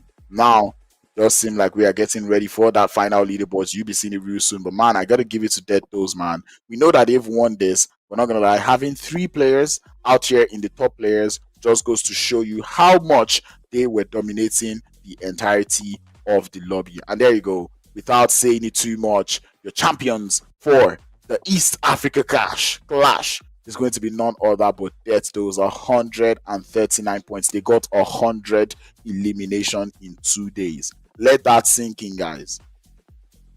Let that sink in. 100 elimination in 2 days is absolutely chaotic. It's absolutely monstrosity coming in through from them. Team Unique, wonderful gameplay that they put today. They got 3 chicken dinners in total, the most chicken dinner by any other person in the lobby. But unfortunately, they started to get these chicken dinners too late into the tournament. They were able to get themselves 119 points, 20 points behind first position. I would let it slide. They were able to get themselves 100 points, and this is where it goes. RRAGE finishing 3rd position. I'm pretty sure they were on their toes, praying for Invincibles to go out early in that last game, because if Invincible got that chicken dinner, Invincible would have finished in third. But I guess RRAGE is going to be getting a little bit of that prize money as well, as they finished third position with 84 points. Invincible with 79, just 5 points shy of the side there of RRAGE. Relentless, definitely Relentless. I know they did not start today with being this high up on the leaderboard, but they were able to find their way in. And this is where we have the Somalian teams start to show that they can also play the game, with Neon Force finishing in 6th, LHR finishing in 7th, Pain Africa in 8th. In all honesty, Pain Africa, you did not really represent Somalia well today or in this tournament. I'm so Pain. This is not the Pain Africa that I know, and I'd like to see you guys put a little bit more work in heading into future tournaments. Generation Z, you guys took fights as a team in the first game of the day. I expected you guys to continue with that, but it does look like some things needs to be hashed up in that team, and I really hope to see that be hashed up. But man, nothing more that I can say, but congratulations to the players there from Dead Those. You guys deserved this game, and you could just tell, because as I said, I wanted to see how you guys were able to get this many points in one day. 91 points in a day is not something that is easy to do. But then going into today's game, apart from the first game where they did not play too well, they did seem to play the rest of the games very, very well. They made top 3 in every other game afterwards. So that is something that, you know, I don't know if I'm still live, but yeah, nothing more, as I said, that I can say. But thank you very much to everybody who tuned into the stream. I'm going to be saying thank you to ESPORTS bringing this and hosting this. I'll be saying thank you to the Kenyan PUBG League. Also, thank you to Bravo for the donations, also to a part of the prize pool money. Thank you to Mitch Gaming also for bringing this to our screen, and also to GPE Esports for bringing us beautiful production, amazing analysis and tools to work with as well. You love to see that one. But that being said, a huge thank you to everyone in the chat as well. I saw you guys going at it, and that is one thing that I would always love to see. But that being said, thank you all for tuning in. It's your boy Crowns, and until next time, be sure to have a good one and enjoy the rest of your evening. Bye bye.